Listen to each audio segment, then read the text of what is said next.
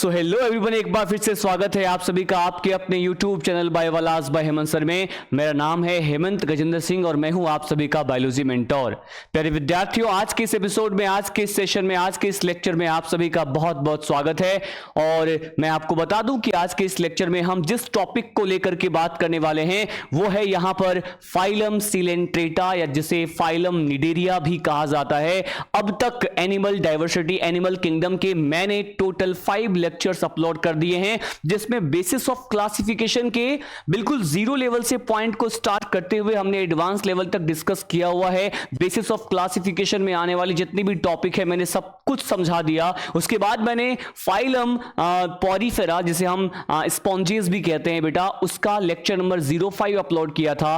और आज इस लेक्चर नंबर 06 में बेटा, ये लेक्चर नंबर 06 है हमारा, जिसमें हम स्टार्ट करने वाले हैं, हम डिस्कस करने वाले हैं फाइलम सिलेंट्रेटा या फाइलम निडेरिया के उन सभी पॉइंट को जो हमारे एनसीईआरटी में दिया हुआ है। हम उन सभी डायग्राम को भी डिस्कस करेंगे जो हमारे एनसीईआरटी में दिया हुआ है। साथ साथ मैं आपको बता दूं कि आखिर आज का ये लेक्चर आपको बिल्कुल स्टार्टिंग से लेकर के एंड तक क्यों देखना चाहिए, क्योंकि बेटा एक सिंगल लेक्चर में आपको वो सभी मटेरियल यहां पर मिलने वाला है जो आपको कहीं पर भी अवेलेबल नहीं होता। देखिए, कहीं ना कहीं कुछ ना कुछ पॉइंट स्किप करवा दिया जाता है, लेकिन मैं इस बात को पूरी तरह से ध्यान में रखते हुए कि आपको एक क्वालिटी कंटेंट में प्रोवाइड करूं, जिसे एक सिंगल लेक्चर में इस फाइलम से रिलेटेड जितने भी पॉइंट हैं, ऑल पॉसिबल पॉइंट जो आपके एग्जामिनेशन में आने के चांसेस हैं, मैं सभी को कवर अप करने वाला हूं बेटा। मैं आपको बता दूं, ये लेक्चर आपको स्टार्टिंग से लेकर के एंड तक आखिर क्यों देखना चाहिए।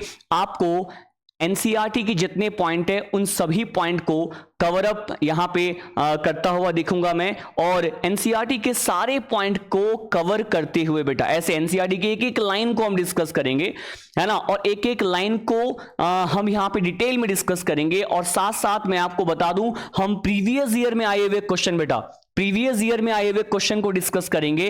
प्रीवियस ईयर में आए हुए क्वेश्चन के साथ साथ कुछ और क्वेश्चन आपको प्रैक्टिस के लिए यहां पर मैं आपको समझाने वाला हूं। तो पहले आपको कंटेंट दिया जाने वाला है थ्योरी का, एनसीईआरटी का, डायग्राम का, और उसके बाद प्रैक्टिस के क्वेश्चन। और साथ साथ हम यहां पे आपके नीट एग्जामिनेशन में प्रीवियस ईयर में आखिर इस टॉपिक से किस तरह के क्वेश्चन आए हुए हैं, उन सभी पॉइंट को यहां पर एक सिंगल लेक्चर में प्रोवाइड करने वाला हूं। मुझे उम्मीद है कि आप इस पूरे लेक्चर को बहुत ही ईमानदारी, बहुत ही ऑनेस्टी के साथ, है ना, और पूरे फोकस, समर्पण भाव के साथ आप देखेंगे और लास्ट तक जुड़े रहेंगे, क्योंकि जो लास्ट तक जुड़ेगा जीत बेटा उसी की होगी।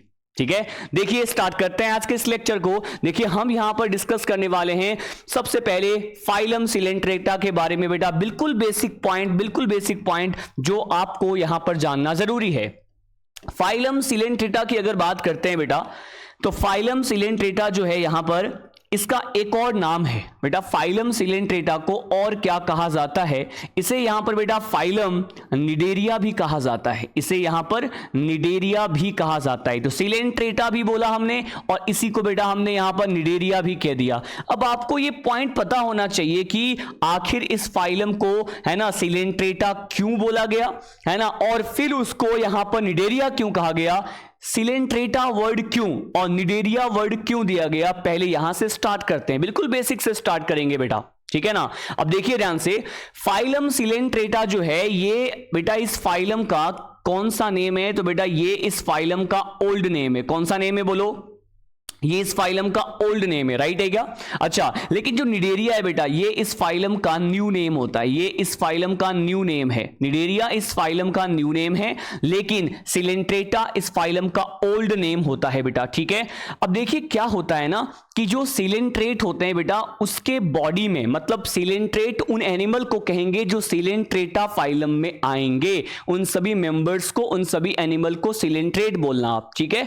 अब देखिए क्या होता है, इस फाइलम में आने वाले जितने भी एनिमल होते हैं, सिलेंट्रेट होते हैं बेटा, उसके अंदर बॉडी कैविटी तो नहीं होता, बॉडी कैविटी सीलोम तो नहीं होता, लेकिन एक अदर टाइप ऑफ कैविटी यहां पर देखने को मिलता है जिसे बेटा सेंट्रल कैविटी बोलेंगे। क्या बोलेंगे? सेंट्रल कैविटी बोलेंगे। एनसीईआरटी में इसके बारे में पॉइंट मेंशन्ड है और मैंने बेसिस ऑफ क्लासिफिकेशन में भी आपको बता दिया हूं कि देखिए ये डिप्लोब्लास्टिक होते हैं, मेसोडर्म होता नहीं इनके पास, है ना, मेसोडर्म तो होता नहीं है, इसलिए सीलोम या बॉडी कैविटी यहां पर अब्सेंट होता है, लेकिन बॉडी कैविटी तो नहीं है, सीलोम तो नहीं है बेटा, है ना, लेकिन इसके पास एक अदर कैविटी प्रेजेंट है जिसे आप बॉडी कैविटी ना बोलना, इसे आप बोलेंगे सेंट्रल कैविटी। क्या बोलेंगे? Central cavity. तो एक अदर कैविटी बेटा यहां पर प्रेजेंट है, एक अदर कैविटी प्रेजेंट है जिसे हम बोलेंगे यहां पर बेटा, क्या हमने बोला, ये इसमें पाया जाने वाला सेंट्रल कैविटी है बेटा। कौन सी कैविटी है? सेंट्रल कैविटी है। ये जो सेंट्रल कैविटी इसके बॉडी में है बेटा, इसे हम बोलते हैं गैस्ट्रोवेस्क्यूलर कैविटी। क्या बोलते हैं इसे बेटा? यहां पर गैस्ट्रोवेस्क्यूलर कैविटी कहा जाता है, गैस्ट्रोवेस्क्यूलर कैविटी कहा जाता है। Gastrovascular cavity is also known as coelenteron. क्या बोलेंगे इसे? इसे यहां पर सीलेंटेरॉन भी बोलेंगे। तो या तो आपने बोला सीलेंटेरॉन या फिर आपने इसी को बोला गैस्ट्रोवेस्क्यूलर कैविटी। तो देखिए बेटा क्या है ना कि इसमें, इस फाइलम के मेंबर में यहां पर क्या प्रेजेंट देखा गया? एक सेंट्रल कैविटी देखा गया बेटा, जिसे आप सीलेंटेरॉन बोल रहे हैं। सीलेंटेरॉन की प्रेजेंस की वजह से फाइलम का नेम रख दिया गया सीलेंट्रेटा, जो कि इस फाइलम का ओल्ड नेम होता है। बोलो समझ में आ रहा है कि नहीं? ठीक है, अब देखिए ध्यान से, मैंने कहा सीलेंट्रेटा जो है उसमें देखा गया कि एक सेंट्रल कैविटी प्रेजेंट था, गैस्ट्रोवेस्कुलर कैविटी। बेटा ये बात ठीक उसी प्रकार से है जिस प्रकार से आपने पढ़ा ना कि जो फाइलम पॉरीफेरा है जिसमें आने वाले मेंबर को हमने कॉमनली स्पॉन्जीज बोला है, उसके बॉडी में भी बॉडी कैविटी नहीं था बेटा, सीलोम नहीं था, वहां पर एक सेंट्रल कैविटी था जिसे आपने स्पॉन्जोसील बोला था, पेरागैस्ट्रिक कैविटी कहा था। तो इन केस ऑफ पॉरीफेरेंस आप स्पॉन्जोसील या पेरागैस्ट्रिक टर्म यूज में लेंगे, लेकिन इन केस ऑफ सीलेंट्रेट उस सेंट्रल कैविटी को गैस्ट्रोवेस्कुलर कैविटी या फिर सीलेंटेरॉन बोलेंगे। सीलेंटेरॉन रखने वाले जो एनिमल है बेटा उसको सीलेंट्रेटा बोल दिया गया। बोलो आपको ये पॉइंट समझ में आ रहा है कि नहीं? ठीक है, अब देखिए ध्यान से, यहां पर मैं बोल रहा हूं कि आखिर भाई फिर इसको न्यू नेम निडेरिया क्यों प्रोवाइड किया गया?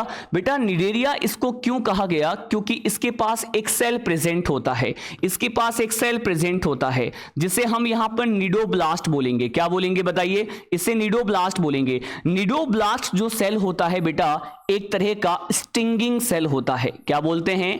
एक तरह का एक स्टिंगिंग सेल्स इसे यहां पर कहते हैं। तो देखो इस फाइलम के जो मेंबर है उसमें स्टिंगिंग सेल प्रेजेंट था जिसको हम यहां पर निडोब्लास्ट बोलते हैं बेटा, जिसे आप यहां पर निडोब्लास्ट बोल रहे हैं। निडोब्लास्ट को आप एक और नेम प्रोवाइड कर सकते हैं, इसे आप निमेटोब्लास्ट भी कह देना। क्या बोलेंगे? बोलो, इसे आप निमेटोब्लास्ट भी कह सकते हैं, निडोब्लास्ट भी बोल रहे हैं। ये एक तरह का स्टिंगिंग सेल होता है। ये बेटा स्टिंगिंग सेल का मतलब क्या है? स्टिंग का मतलब होता है डंक मारना। तो जब ये अपने प्रे को, अपने शिकार को कैप्चर कर रहे होते हैं तो डंक मारते हैं। कैसे मारते हैं, क्यों ये स्टिंगिंग सेल इसको नाम दिया गया है, इस लेक्चर में आपको पूरा जानने को मिलेगा। ठीक है, अब देखिए ध्यान से, तो हम कहेंगे due to the presence of cnidoblast, due to the presence of nematoblast, cnidoblast और स्टिंगिंग सेल, सीलेंट्रेटा को न्यू नेम प्रोवाइड दिया गया, न्यू नेम प्रोवाइड किया गया है ना, नया नाम दिया गया बेटा, जिसे आप बोलेंगे यहां पर निडेरिया बोलेंगे। ठीक है, तो निडेरिया में आने वाले जो मेंबर होंगे वो निडेरियंस कहलाएंगे। सीलेंट्रेटा इसका मतलब सीलेंट्रेट बोला बेटा एनिमल को। आई होप आपको ये पॉइंट सब कुछ समझ में आ रहा है। मैंने यहां पर केवल वर्ड को समझाया कि आखिर ये फाइलम को नेम क्यों दिया गया है। अब हम आगे बात करते हैं, आगे हम पॉइंट डिस्कस करते हैं बेटा। देखिए अब इसके हम यहां पर पॉइंट डिस्कस करेंगे कि बेटा ये जो होते हैं ये मोस्टली इसमें आने वाले जो मेंबर होते हैं बेटा मोस्टली, है ना, मोस्टली ये सी वाटर में पाए जाते हैं। तो इसका नेचर क्या हो गया? आप कहेंगे सी वाटर में मिलते हैं, तो मोस्टली बेटा ये मेराइन होते हैं, है ना। और ये कहां पे प्रेजेंट होते हैं बेटा? आप कहेंगे ये सी वाटर में प्रेजेंट होते हैं। स्पॉन्जेस में भी हमने यही पॉइंट डिस्कस किया था। लेकिन बेटा एक और एग्जाम्पल यहां पर मेंशन कर देता हूं जो कि हमारे एनसीईआरटी में मेंशन्ड है। अगर हम यहां पर बेटा हाइड्रा की बात करते हैं तो जो हाइड्रा होता है बेटा, जो हाइड्रा होता है ये फ्रेश वाटर में पाया जाने वाला सिलेंट्रेट होता है। तो हाइड्रा जो है वो फ्रेश वाटर में पाया जाता है। ये फ्रेश हाइड्रा फ्रेश वाटर में मिलेगा बेटा, मैंने क्या बोला, हाइड्रा फ्रेश वाटर में मिलेगा। जबकि जो यहां पर सी वाटर में पाया जाने वाला जो मेंबर है वो मेरीन नेचर का होता है। तो मोस्टली मेंबर बेटा यहां पर सी वाटर में मिलेगा, है ना, समुद्र के पानी में मिलेगा। और हाइड्रा जो होता है बेटा ये फ्रेश वाटर सिलेंट्रेट है। ठीक वैसे ही जैसे मोस्टली स्पंज जो थे, मोस्टली स्पॉन्जेस जो थे बेटा, मोस्टली स्पॉन्जेस जो हैं वो भी मेराइन थे, है ना, वो भी सी वाटर में पाए जा रहे थे। लेकिन वहां भी हमने स्पॉन्जिला को कहा था फ्रेश वाटर स्पंज, राइट है, फ्रेश वाटर स्पॉन्ज हमने स्पॉन्जिला को कहा था, राइट है। अब जरा देखिए बेटा, क्या आप इतना समझ चुके हैं? इसके बाद बेटा मैं आपको समझाता हूं, इसके बाद मैं आपको समझाता हूं यहां पर बेसिस ऑफ क्लासिफिकेशन का पॉइंट, राइट है। हम यहां पर बेसिस ऑफ क्लासिफिकेशन का पॉइंट डिस्कस करेंगे। जरा देखिए, बेसिस ऑफ क्लासिफिकेशन की बात हम यहां पर करने वाले हैं। देखो सभी फाइलम में बेटा हमें बेसिस ऑफ क्लासिफिकेशन की तो बात करनी ही है, हमें सभी फाइलम में बेसिस ऑफ क्लासिफिकेशन की तो बात करनी ही है। तो now we are discussing about basis of classification. Basis of classification में जो जो आपने, है ना, पॉइंट डिस्कस किया था उन सभी पॉइंट को बेटा हम यहां पर सिलेंट्रेटा में अप्लाई करेंगे। तो हम यहां पर डिस्कस करने वाले हैं बेसिस ऑफ क्लासिफिकेशन। आइए हम बात करते हैं बेटा। सबसे पहले मैं यहां पर लेवल ऑफ ऑर्गेनाइजेशन की बात करूंगा बेटा, शॉर्ट फॉर्म में। यहां पे बार बार हम नहीं लिखेंगे पूरा नाम, मैंने कहा level of organization. Level of organization बेटा ये अपने जो बायोलॉजिकल एक्टिविटी है ना, ये टिश्यू लेवल पे, है ना, इनमें देखने को मिलता है। तो अपने बायोलॉजिकल प्रोसेस को टिश्यू लेवल पे परफॉर्म करते हैं। तो हम कहेंगे इसमें लेवल ऑफ ऑर्गेनाइजेशन बेटा किस टाइप का होगा, तो आप बोलना टिश्यू लेवल का, है ना, टिश्यू लेवल का ऑर्गेनाइजेशन होता है। स्पॉन्जेस में सेल था, है ना, सेलुलर लेवल ऑफ ऑर्गेनाइजेशन था स्पॉन्जेस में, लेकिन बेटा सिलेंट्रेटा में टिश्यू लेवल का होता है, टिनोफोरा में भी टिश्यू लेवल का होता है, प्लेटीहेल्मिन्थीज में ऑर्गन लेवल का होता है। ये पॉइंट आपने पढ़ा हुआ है। अच्छा नेक्स्ट पॉइंट सुनो, नेक्स्ट पॉइंट हम डिस्कस करते हैं बेटा अबाउट इट्स बॉडी प्लान, है ना, about its body plan. Body plan बेटा एलिमेंट्री कैनाल के बारे में हमें इंफॉर्मेशन देता है। जो बॉडी प्लान है वो हमें एलिमेंट्री कैनाल एनाटॉमी के बारे में इंफॉर्मेशन देता है। और क्या इंफॉर्मेशन देगा कि बेटा इनमें जो बॉडी प्लान होता है, मैंने आपको बताया था, इनमें ब्लाइंड सेक टाइप का बॉडी प्लान होता है बेटा, इनमें ब्लाइंड सेक टाइप का बॉडी प्लान है। और ब्लाइंड सेक टाइप का बॉडी प्लान है, इसका मतलब है बेटा ये हमें इंफॉर्मेशन देगा किसके बारे में, ये हमें इंफॉर्मेशन देगा इनकम्प्लीट एलिमेंट्री कैनाल के बारे में। इनकम्प्लीट एलिमेंट्री कैनाल को मैंने एसी से रिप्रेजेंट किया है। इनकम्प्लीट एलिमेंट्री कैनाल के बारे में इंफॉर्मेशन देता है। ब्लाइंड सेक टाइप का बॉडी प्लान बेटा ये रखता है, राइट है क्या ये पॉइंट। अच्छा इनकम्प्लीट है तो इसका मतलब बेटा हम कहेंगे इसमें केवल और केवल यहां पर सिंगल ओपनिंग प्रेजेंट होगा। इसमें सिंगल ओपनिंग क्या होता है, प्रेजेंट होता है। सिंगल ओपनिंग प्रेजेंट होगा बेटा, इसी सिंगल ओपनिंग से फूड को अंदर लिया जाएगा, इसी सिंगल ओपनिंग से फूड को अंदर लिया जाएगा। तो हम बोलेंगे इसी सिंगल ओपनिंग से फूड को अंदर लिया जाना, मतलब इसे हम बोलेंगे फूड इंजेशन होगा बेटा, है ना। और इसी एक सिंगल ओपनिंग से बेटा फूड को बाहर निकाला जाएगा, जो अनडाइजेस्टेड फूड होगा उसको बाहर निकाला जाएगा। मतलब इसी ही एक सिंगल ओपनिंग से यहां पर इजेशन का वर्क भी परफॉर्म होता है। आप इस सिंगल ओपनिंग को क्या बोलना, आप इस सिंगल ओपनिंग को यहां पर बोलेंगे in case of Coelenterata hypostome. Very important बेटा, एनसीईआरटी में ये वर्ड दे रखा है हाइपोस्टोम। हाइपोस्टोम वो सिंगल ओपनिंग है जहां से ये फूड का इंजेशन भी करेंगे, जहां से फूड जो है बेटा यहां पर बाहर भी निकलेगा अनडाइजेस्टेड फूड। तो एक सिंगल ओपनिंग रखते हैं, इनकम्प्लीट टाइप का एलिमेंट्री कैनाल होता है। बॉडी प्लान बेटा ब्लाइंड सेक टाइप का है। और ब्लाइंड सेक क्यों बोला, ब्लाइंड वर्ड क्यों बोला, तो मैं एक डायग्राम से आपको समझाने की कोशिश करता हूं। देखिए जरा ध्यान से, ये हमारे एनसीईआरटी का डायग्राम है बेटा, ये हमारे एनसीईआरटी का डायग्राम है। आप जरा इस डायग्राम को ध्यान से देखो तो पता है आपको क्या देखने को मिलेगा। देखो क्या यहां पर एक, ये यहां पर बेटा कोई एक सिलेंट्रेट है, उसका बॉडी फॉर्म है जिसे हम यहां पर समझेंगे पॉलिप कहते हैं। तो ये एक सिलेंट्रेट है, मान लो इसका बॉडी है ये। तो अगर आपको यहां पे देखने को मिलेगा कि ये वाला जो पोर्शन है बेटा एक सिंगल ओपनिंग है, यहां पर इसी एक ओपनिंग को हम यहां पर हाइपोस्टोम बोलेंगे बेटा। क्या बोलेंगे, हाइपोस्टोम बोलेंगे। डन है क्या। अच्छा सुनिए यहां पर देखिए, यहां पर भी एक इसके बॉडी फॉर्म में एक सिंगल ओपनिंग देखने को मिल रहा है, इसको हम यहां पर हाइपोस्टोम बोलेंगे। इसी से फूड अंदर आएगा, इसी से अनडाइजेस्टेड फूड बाहर जाएगा। अच्छा, तो ये वाला जो हिस्सा आपको देखने को मिल रहा है, ये जो खाली जगह आपको देखने को मिल रहा है बेटा, ये तो इसका सेंट्रल कैविटी है और सेंट्रल कैविटी में केवल और केवल एक ओपनिंग पाया जा रहा है। आप इसको यहां पर हाइपोस्टोम बोलेंगे, ठीक है। इसी ओपनिंग से फूड अंदर आएगा, इसी ओपनिंग से बाहर भी जाना है। इंजेशन भी इसी से होगा, इजेशन भी इसी से होगा। और देखो ये वाला पोर्शन नीचे से बेटा क्लोज है, कंप्लीटली क्लोज है। नीचे से क्लोज है मतलब ब्लाइंड टाइप का है, एक ही ओपनिंग है, नीचे से बंद है, इसका मतलब ब्लाइंड सेक टाइप का बॉडी प्लान है कि नहीं। आई होप आपको इस वर्ड का मीनिंग समझ में आ गया होगा, ठीक है ना। बिल्कुल बेसिक से डिस्कस कर रहे हैं बेटा, इतना कोई भी कहीं पर भी आपको यूट्यूब पे नहीं बताने वाला, हम उन सभी पॉइंट को डिस्कस करने वाले हैं। जरा देखिए ध्यान से, उसके बाद मैं आपको बताने वाला हूं नेक्स्ट पॉइंट बेटा, हम यहां पर डिस्कस करेंगे इसके बॉडी वॉल या जर्म लेयर की बात करेंगे बेटा।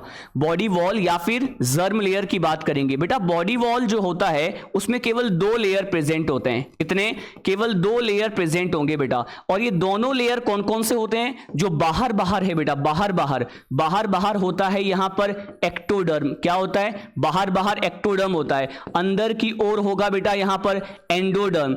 और इसका मतलब यह है बेटा कि केवल 2 लेयर है, 2 लेयर है। तो ये जो एनिमल है, ये एनिमल क्या कहलाएगा? डिप्लोब्लास्टिक। क्या कहलाएगा? डिप्लोब्लास्टिक। तो एनिमल को हम बोलते हैं यहां पर बेटा डिप्लोब्लास्टिक एनिमल है। एनिमल जो है यहां पर 2 जर्म लेयर रखता है, डिप्लोब्लास्टिक एनिमल है। एक्टोडर्म बाहर की ओर है, एंडोडर्म अंदर की ओर है बेटा। इनके बीच में मीजोडर्म एब्सेंट है, मीजोडर्म एब्सेंट है। उसकी जगह पर एक यहां पर अनडिफरेंशिएटेड लेयर प्रेजेंट होता है ना, जिसे आप यहां पर मीजोगिलिया बोलेंगे। क्या बोलेंगे? बोलिए मीजोगिलिया। तो बेटा मीजोडर्म की जगह पर मीजोगिलिया प्रेजेंट है, ठीक है। एक्टोडर्म एंडोडर्म के बीच में मीजोगिलिया प्रेजेंट है, मीजोडर्म नहीं है। 2 जर्म लेयर है तो ये डिप्लोब्लास्टिक है। आई होप आपको ये पॉइंट समझ में आ गया होगा, ठीक है। अच्छा जरा सुनिए, अब हम आगे की बात करते हैं बेटा। अब हम आगे की बात करेंगे। जरा देखो, अब हम यहां पर डिस्कस करने वाले हैं कि बेटा यहां पे जर्म लेयर की बात हमने कर लिया, बॉडी वॉल के बिहाफ पर हमने यहां पर बात कर लिया है। Now we are talking about the next one basis of classification and this is body cavity. Body cavity it means we are talking about the coelom, है ना। We are talking about coelom. Coelom की बात कर रहे हैं बेटा। Coelom इसके अंदर अब्सेंट होता है। सीलोम अब्सेंट होता है तो बेटा ये कैसे होते हैं? ये एसिलोमेट होते हैं। आपने बेसिस ऑफ क्लासिफिकेशन में पढ़ लिया है, मेसोडर्म नहीं है ना, और इसके पास सीलोम नहीं है बेटा, ये एसिलोमेट होते हैं। नेक्स्ट पॉइंट मैं आपको बता रहा हूं। नेक्स्ट पॉइंट हम यहां पर डिस्कस करेंगे बेटा इसके सिमेट्री के बारे में, डिस्कस करेंगे बेटा। सिमेट्री की अगर बात करते हैं तो इसके अंदर हमने डिस्कस किया हुआ है कि इसके अंदर कौन सी सिमेट्री होती है बेटा? Radial symmetry. कौन सी बोलो जरा? इसके अंदर आपको रेडियल सिमेट्री देखने को मिलेगी। और बेटा मैं एक साइड में एक पॉइंट में लिख करके वापस से रिकॉल करवाता हूं। अगर रेडियल सिमेट्री हमें 2 टाइम देखने को मिलता है तो उसे हम यहां पर बाई रेडियल सिमेट्री बोलते हैं। क्या बोलते हैं? बाई रेडियल सिमेट्री बोलते हैं। जो कि इनमें एक स्पेशल मेंबर है बेटा जिसको हम बोलते हैं सी एनिमोन। याद आ गया होगा मेरे ख्याल से, जो भी आप में से बेसिस ऑफ क्लासिफिकेशन का लेक्चर लिया होगा जिसमें मैंने सिमेट्री को पढ़ाया था। सी एनिमोन जिसे हम बेटा यहां पर मेट्रीडियम या फिर एडम्सिया कहते हैं, उसमें जो रेडियल सिमेट्री है यहां पर 2 टाइम देखने को मिलता है, तो बाई रेडियल। और इकाइनोडर्मिटा जो है, स्टारफिश का एडल्ट स्टेज जो है, वो पेंटा रेडियल सिमेट्री रखता है। और रेडियल सिमेट्री का क्या मतलब मैंने आपको सिखा रखा है, जरा यहां देखो बेटा, यहां देखो आप। ये मान लो ये एनिमल का बॉडी है, ये इसका सेंट्रल एक्सिस है।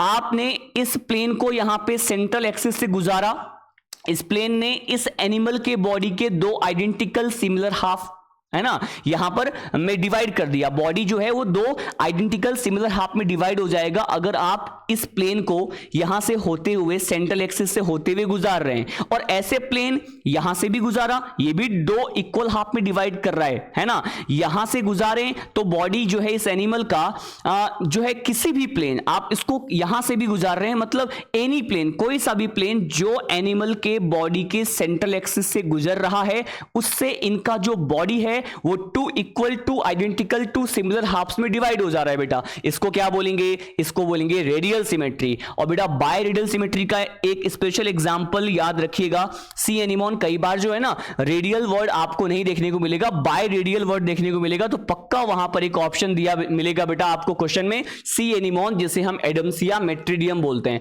क्या हमने लेवल ऑफ ऑर्गेनाइजेशन की बात कर ली बेटा, बॉडी प्लान डिस्कस कर लिया, जर्म लेयर डिस्कस कर लिया, बॉडी कैविटी डिस्कस कर लिया, सिमेट्री भी हमने यहां पर बात कर ली है। आई होप आपको यहां तक के सारे पॉइंट समझ में आ गया होगा। आइए हम आगे और डिस्कस करते हैं बेटा, आगे और डिस्कस करते हैं। आगे हम यहां पर क्या डिस्कस करने वाले हैं जरा सुनो। सिमेट्री तक हमने डिस्कस किया, उसके बाद बेटा हम यहां पर बात करेंगे अबाउट नोटोकॉर्ड। अबाउट नोटोकॉर्ड बेटा, ये जो नोटोकॉर्ड होता है इसमें अब्सेंट होता है, ये नॉन कॉर्डेट होते हैं। कैसे नॉन कॉर्डेट? अच्छा, अब हम यहां पे अप्लाई करेंगे बेटा अबाउट सेगमेंटेशन। बेटा अगर हम सेगमेंटेशन की बात करेंगे तो सेगमेंटेशन जो है यहां पर अब्सेंट होता है, मतलब बॉडी अनसेगमेंटेड है। कैसा है? अनसेगमेंटेड है। डन है क्या? अच्छा, एक और पॉइंट हम यहां पे बेसिस ऑफ क्लासिफिकेशन में डिस्कस करने वाले हैं बेटा, एम्ब्रियोनिक डेवलपमेंट। क्या हम यहां पर एम्ब्रियोनिक डेवलपमेंट की बात करेंगे बेटा? तो एम्ब्रियोनिक जो डेवलपमेंट है यहां पर इनमें कुछ मेंबर में बेटा लार्वल स्टेज प्रेजेंट होता है, कुछ मेंबर में यहां पर लार्वल स्टेज, मैंने बता रखा है ना, लार्वल स्टेज अगर प्रेजेंट होता है तो डेवलपमेंट इनडायरेक्ट, और अगर अब्सेंट होता है तो डायरेक्ट टाइप का डेवलपमेंट हमें देखने को मिलता है। तो देखिए यहां पर एम्ब्रियोनिक डेवलपमेंट जो होता है बेटा, यहां पे कुछ मेंबर में लार्वल स्टेजेस जो होते हैं, लार्वल स्टेजेस वो होता है प्रेजेंट। अगर लार्वल स्टेज प्रेजेंट है बेटा तो डेवलपमेंट कैसा होगा? तो हम बोलेंगे जिनमें लार्वल स्टेज प्रेजेंट होगा उनमें डेवलपमेंट होगा इनडायरेक्ट टाइप का। मैं लार्वल स्टेज के नेम बता रहा हूं, देखिए यहां पर नेम भी ध्यान रखना है आपको, है ना। एक है बेटा यहां पर इफाइरा, ये इनका लार्वा है। एक है बेटा इफाइरा, एक लार्वा है बेटा यहां पर प्लेनुला। क्या नाम है? प्लेनुला। तो प्लेनुला और इफाइरा ये लार्वल स्टेजेस यहां पर इनके कुछ मेंबर में देखने को मिलेगा। जब लार्वल स्टेजेस है तो इनमें होने वाला जो डेवलपमेंट होता है बेटा वो कैसा होगा? तो आप कहना इनमें डेवलपमेंट होगा यहां पर इनडायरेक्ट टाइप का डेवलपमेंट। कैसा? इनडायरेक्ट टाइप का डेवलपमेंट होगा। ठीक है ये पॉइंट। अब जरा सुनिए एक और बात, अब जरा सुनो, यहां पर एक और कंसेप्ट मैं आपको यहां पर बताने वाला हूं। नेक्स्ट कंसेप्ट क्या है जरा आप सुनिए ध्यान से। देखो इनमें लार्वल स्टेज अगर बेटा, जैसे एक मेंबर की बात करते हैं, यहां पर एग्जांपल मैं आपको बताता हूं हाइड्रा। तो बेटा हाइड्रा जो होता है बेटा उसमें कोई भी लार्वल स्टेज देखने को नहीं मिलता, मतलब उसमें लार्वल स्टेज क्या होता है? अब्सेंट। तो भाई हाइड्रा में अगर लार्वल स्टेज नहीं है, अब्सेंट है बेटा, तो हम बोलेंगे इसमें होने वाला जो डेवलपमेंट होगा वो कैसा होगा? तो क्या इसमें होने वाला जो डेवलपमेंट होगा बेटा वो डायरेक्ट टाइप का डेवलपमेंट होगा। कैसा? डायरेक्ट टाइप का डेवलपमेंट होगा। तो देखो यहां पे हाइड्रा में कोई लार्वल स्टेज नहीं है तो उसमें डायरेक्ट टाइप का डेवलपमेंट है, और कुछ मेंबर में इफाइरा प्लेनुला जैसे लार्वल स्टेज देखने को मिलेगा, तो उसमें डेवलपमेंट कैसा हो गया? उसमें इनडायरेक्ट टाइप का डेवलपमेंट हो गया। क्या आपको ये सारे बेसिस ऑफ क्लासिफिकेशन के पॉइंट समझ में आ रहा है कि नहीं? बोलो। ठीक है, आई होप आपको ये सारे पॉइंट समझ में आ गए होंगे बेटा। ठीक, बिल्कुल बेसिक से मैं सारी बातों को है ना कलेक्टिवली एक एक करके यहां पर डिस्कस किए जा रहा हूं। मैंने पहले इस फाइलम के नेम को समझाया, बेसिक आपको बताया, और उसके बाद मैंने ये सारे पॉइंट बताया है ना। अब जरा देखो, अब यहां पर आगे हम बढ़े अगले पॉइंट्स की ओर, उससे पहले मैं चाहता हूं कि एनसीईआरटी में अब तक जो हमने पढ़ लिया वो कैसे दिया है, ताकि आपको ये भी फील हो कि हम एनसीईआरटी के पॉइंट को ही डिस्कस कर रहे हैं। ठीक है ना, लेकिन डिटेल में मैं आपको बता रहा हूं। जरा देखिए, क्या अभी तक जो हमने पढ़ा क्या उसको हम एक बार एनसीईआरटी से देख लें। एनसीईआरटी की एक्चुअल में क्या होता है बेटा, बच्चों को नोट्स तो समझ में आ जाता है, बच्चों को कहीं पर भी जो नोट्स प्रोवाइड किया जाता है उसकी लैंग्वेज समझ में आ जाती है, लेकिन जब नोट्स पढ़ने के बाद वो स्विच करते हैं एनसीईआरटी बुक की तरफ, तो एनसीईआरटी की जो बुक है उसमें जो लैंग्वेजेस हैं काफी टफ होता है, काफी कॉम्प्लेक्स वर्ड दिया हुआ रहता है। तो एनसीईआरटी की लैंग्वेज भी आप बेहतरीन तरीके से समझ जाएं, इसके लिए जरूरी है कि एनसीईआरटी के हर एक लाइन को हम 1 by 1 डिटेल में डिस्कस करें। ठीक है ना। अब जरा देखिए एनसीईआरटी ने क्या बोला है। एनसीईआरटी ने हमसे बोला है यहां पर जो पॉइंट फाइलम सिलेंट्रेटा निडेरिया के बारे में, इन्होंने बोला कि दे आर एक्वेटिक बेटा, है ना, दे आर एक्वेटिक, मतलब ये वाटर में होगा, मोस्टली मेराइन होते हैं, सी वाटर में प्रेजेंट होते हैं। हाइड्रा जो कि कैसा था, हाइड्रा जो कि फ्रेश वाटर में पाया जाने वाला सिलेंट्रेट होता है बेटा। अच्छा, मैं इसके दो बॉडी फॉर्म बताऊंगा, है ना, एक को कहूंगा पॉलिप और एक को मेडुसा कहा जाता है। तो बेटा जो पॉलिप फॉर्म होता है वो एक ही जगह पर अपने आपको अटैच रखते हैं, चिपका के रखते हैं। वो चाहते हैं कि सभी तरह के बायोलॉजिकल प्रोसेस जो होता है बेटा वो एक ही जगह पर हो जाए। इसका मतलब वो इनका नेचर क्या हो गया, ये सेसाइल नेचर के होते हैं। स्पॉन्जेस तो सारे सेसाइल थे, लेकिन इनमें कुछ जो मेंबर हैं वो सेसाइल नेचर के होते हैं और कुछ मेंबर जो हैं वो फ्री स्विमिंग नेचर के होंगे। उनके larval stage free swimming nature के होते हैं। अभी मैं इस पॉइंट को और अभी डिटेल में बताऊंगा जब मैं आपको बताऊंगा कि इसके बॉडी फॉर्म दो होते हैं। तो कुछ जो है मेंबर सेसाइल नेचर के होते हैं, कुछ फ्री स्विमिंग होते हैं बेटा, राइट है क्या। अच्छा, इनमें सिमेट्री जो है अभी हमने डिस्कस किया बेटा, इनमें जो सिमेट्री हमने डिस्कस किया है क्या ये रेडियल सिमेट्री है। इनमें जो सिमेट्री होती है क्या रेडियल सिमेट्री होती है। और मैंने आपको बताया कि जो फाइलम निडेरिया है आखिर ये नेम कहां से आया है बेटा। फाइलम जो निडेरिया है ये नेम इसीलिए दिया गया क्योंकि इसके जो मेंबर हैं वो क्या रखते हैं, एक स्टिंगिंग सेल रखते हैं बेटा, जिसे या तो आप निडोब्लास्ट बोलेंगे या निडोसाइट बोलेंगे, ठीक है। या तो आपने कहा निडोब्लास्ट या फिर बोलेंगे निडोसाइट्स। अभी मैं इसके डायग्राम, इसके फंक्शन, ये सारे पॉइंट आपको एक्सप्लेन कर दूंगा, राइट है। सॉरी, अब देखिए पॉइंट नेक्स्ट बेटा, तो निडोसाइट और निडोब्लास्ट की वजह से इसका नाम जो है वो क्या रखा गया है, तो इसका नाम जो है वो निडेरिया रखा गया है। एक और पॉइंट जो मैंने समझाया, अब तक हम केवल उन पॉइंट्स की बात करने वाले हैं बेटा। सुनिए, क्या बेटा इसमें टिश्यू लेवल ऑफ ऑर्गेनाइजेशन है, क्या इसमें tissue level of organization present होता है, बात सही है। क्या दो जर्म लेयर है, मतलब डिप्लोब्लास्टिक है, करेक्ट है बेटा। इसके पास एक लार्ज सेंट्रल कैविटी प्रेजेंट होता है ना, जिसे हमने गैस्ट्रोवेस्कुलर कैविटी बोला हुआ है। मैंने आपको ये पॉइंट बता दिया, gastrovascular cavity with a single opening, है ना, विथ ए सिंगल ओपनिंग। जैसे आप यहां पे माउथ बोल सकते हैं, है ना, जो यहां पर हाइपोस्टोम कहलाएगा। क्या इसी सिंगल ओपनिंग की वजह से इसका एलिमेंट्री कैनाल इनकम्प्लीट होता है।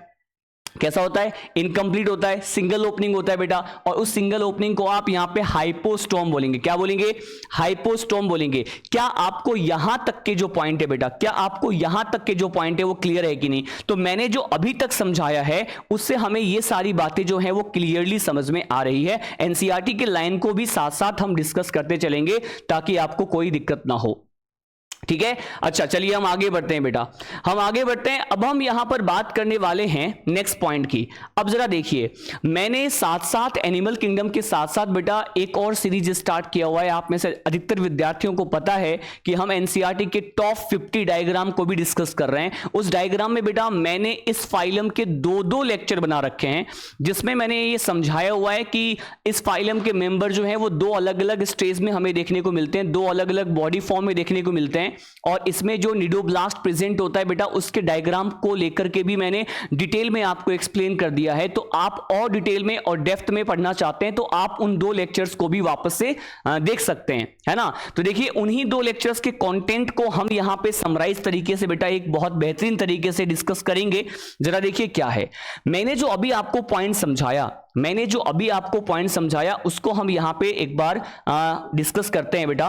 देखिए क्या है, फाइलम सिलेंट्रेटा या फाइलम निडेरिया की अगर हम यहां पर बात करें तो इसमें निडोब्लास्ट होता है, निडोसाइट होता है, जिसे निमेटोब्लास्ट कहते हैं, स्टिंगिंग सेल कहते हैं। क्या हमने ये पॉइंट डिस्कस किया।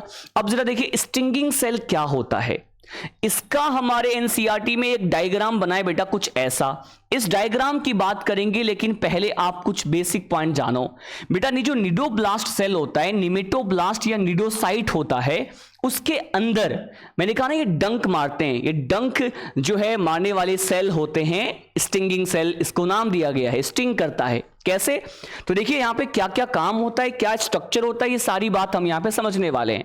अगर हम इसके स्ट्रक्चर की बात करेंगे तो आपको यहां पर देखने को मिलेगा कि बेटा इसके अंदर ना कुछ स्टिंगिंग सेल के अंदर कुछ स्टिंगिंग एपरेटस प्रेजेंट होता है। इनमें पाया जाने वाला स्टिंगिंग एपरेटस जो है वो निमेटोसिस्ट कहलाएगा। क्या कहलाएगा? निमेटोसिस्ट कहलाएगा। तो निमेटोब्लास्ट के अंदर निमेटोसिस्ट करके बेटा स्टिंगिंग एपरेटस प्रेजेंट होता है। इसी स्टिंगिंग एपरेटस से हेल्प से, इसी स्टिंगिंग एपरेटस के हेल्प से ये अपने शिकार को पकड़ते हैं, अपने प्रे को कैप्चर करते हैं। राइट है। अब जरा सुनिए, इसका स्टिंगिंग एपरेटस किससे बना होता है? 3 कंपोनेंट से बना होता है बेटा। इसके स्टिंगिंग एपरेटस में कैप्सूल प्रेजेंट होता है, बट या फिर शाफ्ट प्रेजेंट होता है, या फिर थ्रेड लाइक ट्यूब प्रेजेंट होता है। धागे जैसा ट्यूब होता है, बट और शाफ्ट होता है बेटा, और कैप्सूल होता है। ये तीनों कंपोनेंट जो है वो मिल करके स्टिंगिंग एपरेटस का फॉर्मेशन करते हैं। और स्टिंगिंग एपरेटस जो है बेटा वो निमेटोसिस्ट कहलाता है, जो कि स्टिंगिंग सेल निमेटोब्लास्ट या निडोब्लास्ट में प्रेजेंट होता है। आई होप आपको ये पॉइंट समझ में आ गया होगा। राइट है। अब जरा सुनिए ध्यान से, अब मैं आपको बताता हूं कि आखिर ये तीनों स्ट्रक्चर है ना कहां पे प्रेजेंट होते हैं, कहां पे प्रेजेंट होते हैं। तो जरा देखिए, मैं एनसीईआरटी के इस डायग्राम की बात करूंगा बेटा, लेकिन इस डायग्राम को आप तभी समझ पाएंगे जब आप एक दूसरा डायग्राम जो डिटेल में मैंने यहां पे समझाया हुआ है बेटा उसकी बात करेंगे। देखो, एक एक पॉइंट यहां पर समझाने वाला हूं, बिल्कुल फोकस तरीके से सुने बेटा और समझे इन बातों को। ठीक है, जरा देखिए यहां पर क्या दिया हुआ है। यहां पर पॉइंट है बेटा, ये मैंने निडोब्लास्ट या निमेटोब्लास्ट सेल को बना रखा है। ठीक है, इसमें देख रहे हो आप ये वाला पोर्शन बेटा, इसमें इस वाले पोर्शन को आप यहां पर कैप्सूल बोलेंगे। क्या बोलेंगे बेटा? दिख रहा है डायग्राम में, इस वाले पोर्शन को आप यहां पर कैप्सूल बोलेंगे। ठीक है, अच्छा, फिर कैप्सूल से देखो आप कुछ ये स्ट्रक्चर यहां पे अराइज है, ये स्ट्रक्चर यहां पे अराइज है बेटा।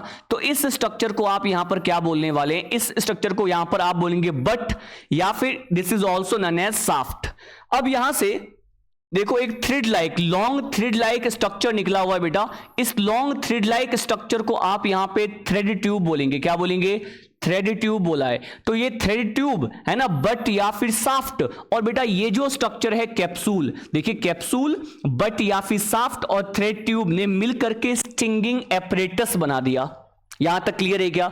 अब जरा सुनिए ध्यान से बेटा, क्या होता है कि इसके कैप्सूल के अंदर, इसके कैप्सूल के अंदर यहां पर देख रहे हैं आप कुछ केमिकल या फिर कुछ टॉक्सिक सब्सटेंस प्रेजेंट होता है।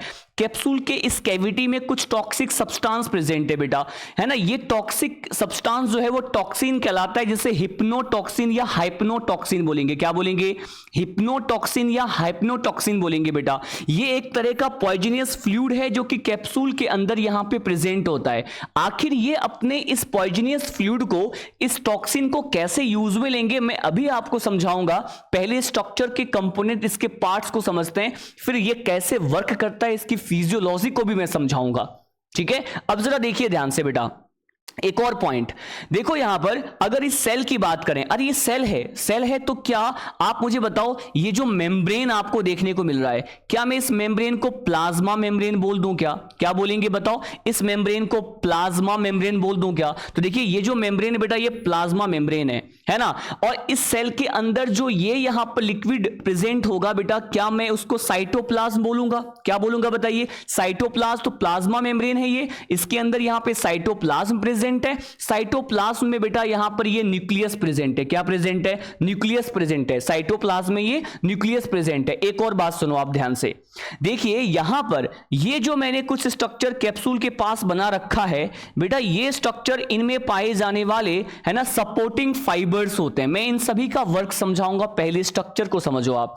इनमें ये जो स्ट्रक्चर आपको देखने को मिल रहा है बेटा, ये यहां पर इनमें पाया जाने वाला, ये इनमें पाया जाने वाला है ना सपोर्टिंग है ना फाइबर्स होते हैं, सपोर्टिंग फाइबर्स होते हैं। राइट है। अच्छा एक और बात सुनिए बेटा, यहां पर इस स्ट्रक्चर को आप देखो, इस स्ट्रक्चर को बेटा हम यहां पर जो एक ढक्कन जैसा होता है, लिड लाइक होता है बेटा, इसे ओपरकुलम बोलेंगे। क्या बोलेंगे? इसे ओपरकुलम कहा जाता है बेटा। ये जो ओपरकुलम होता है ना बेटा, अगर मैंने ऐसा बनाया, इस तरह से बनाया, देखो इस तरह से बनाया है, मतलब ये बेटा ओपन है, ये क्या है? ओपन स्टेज में है।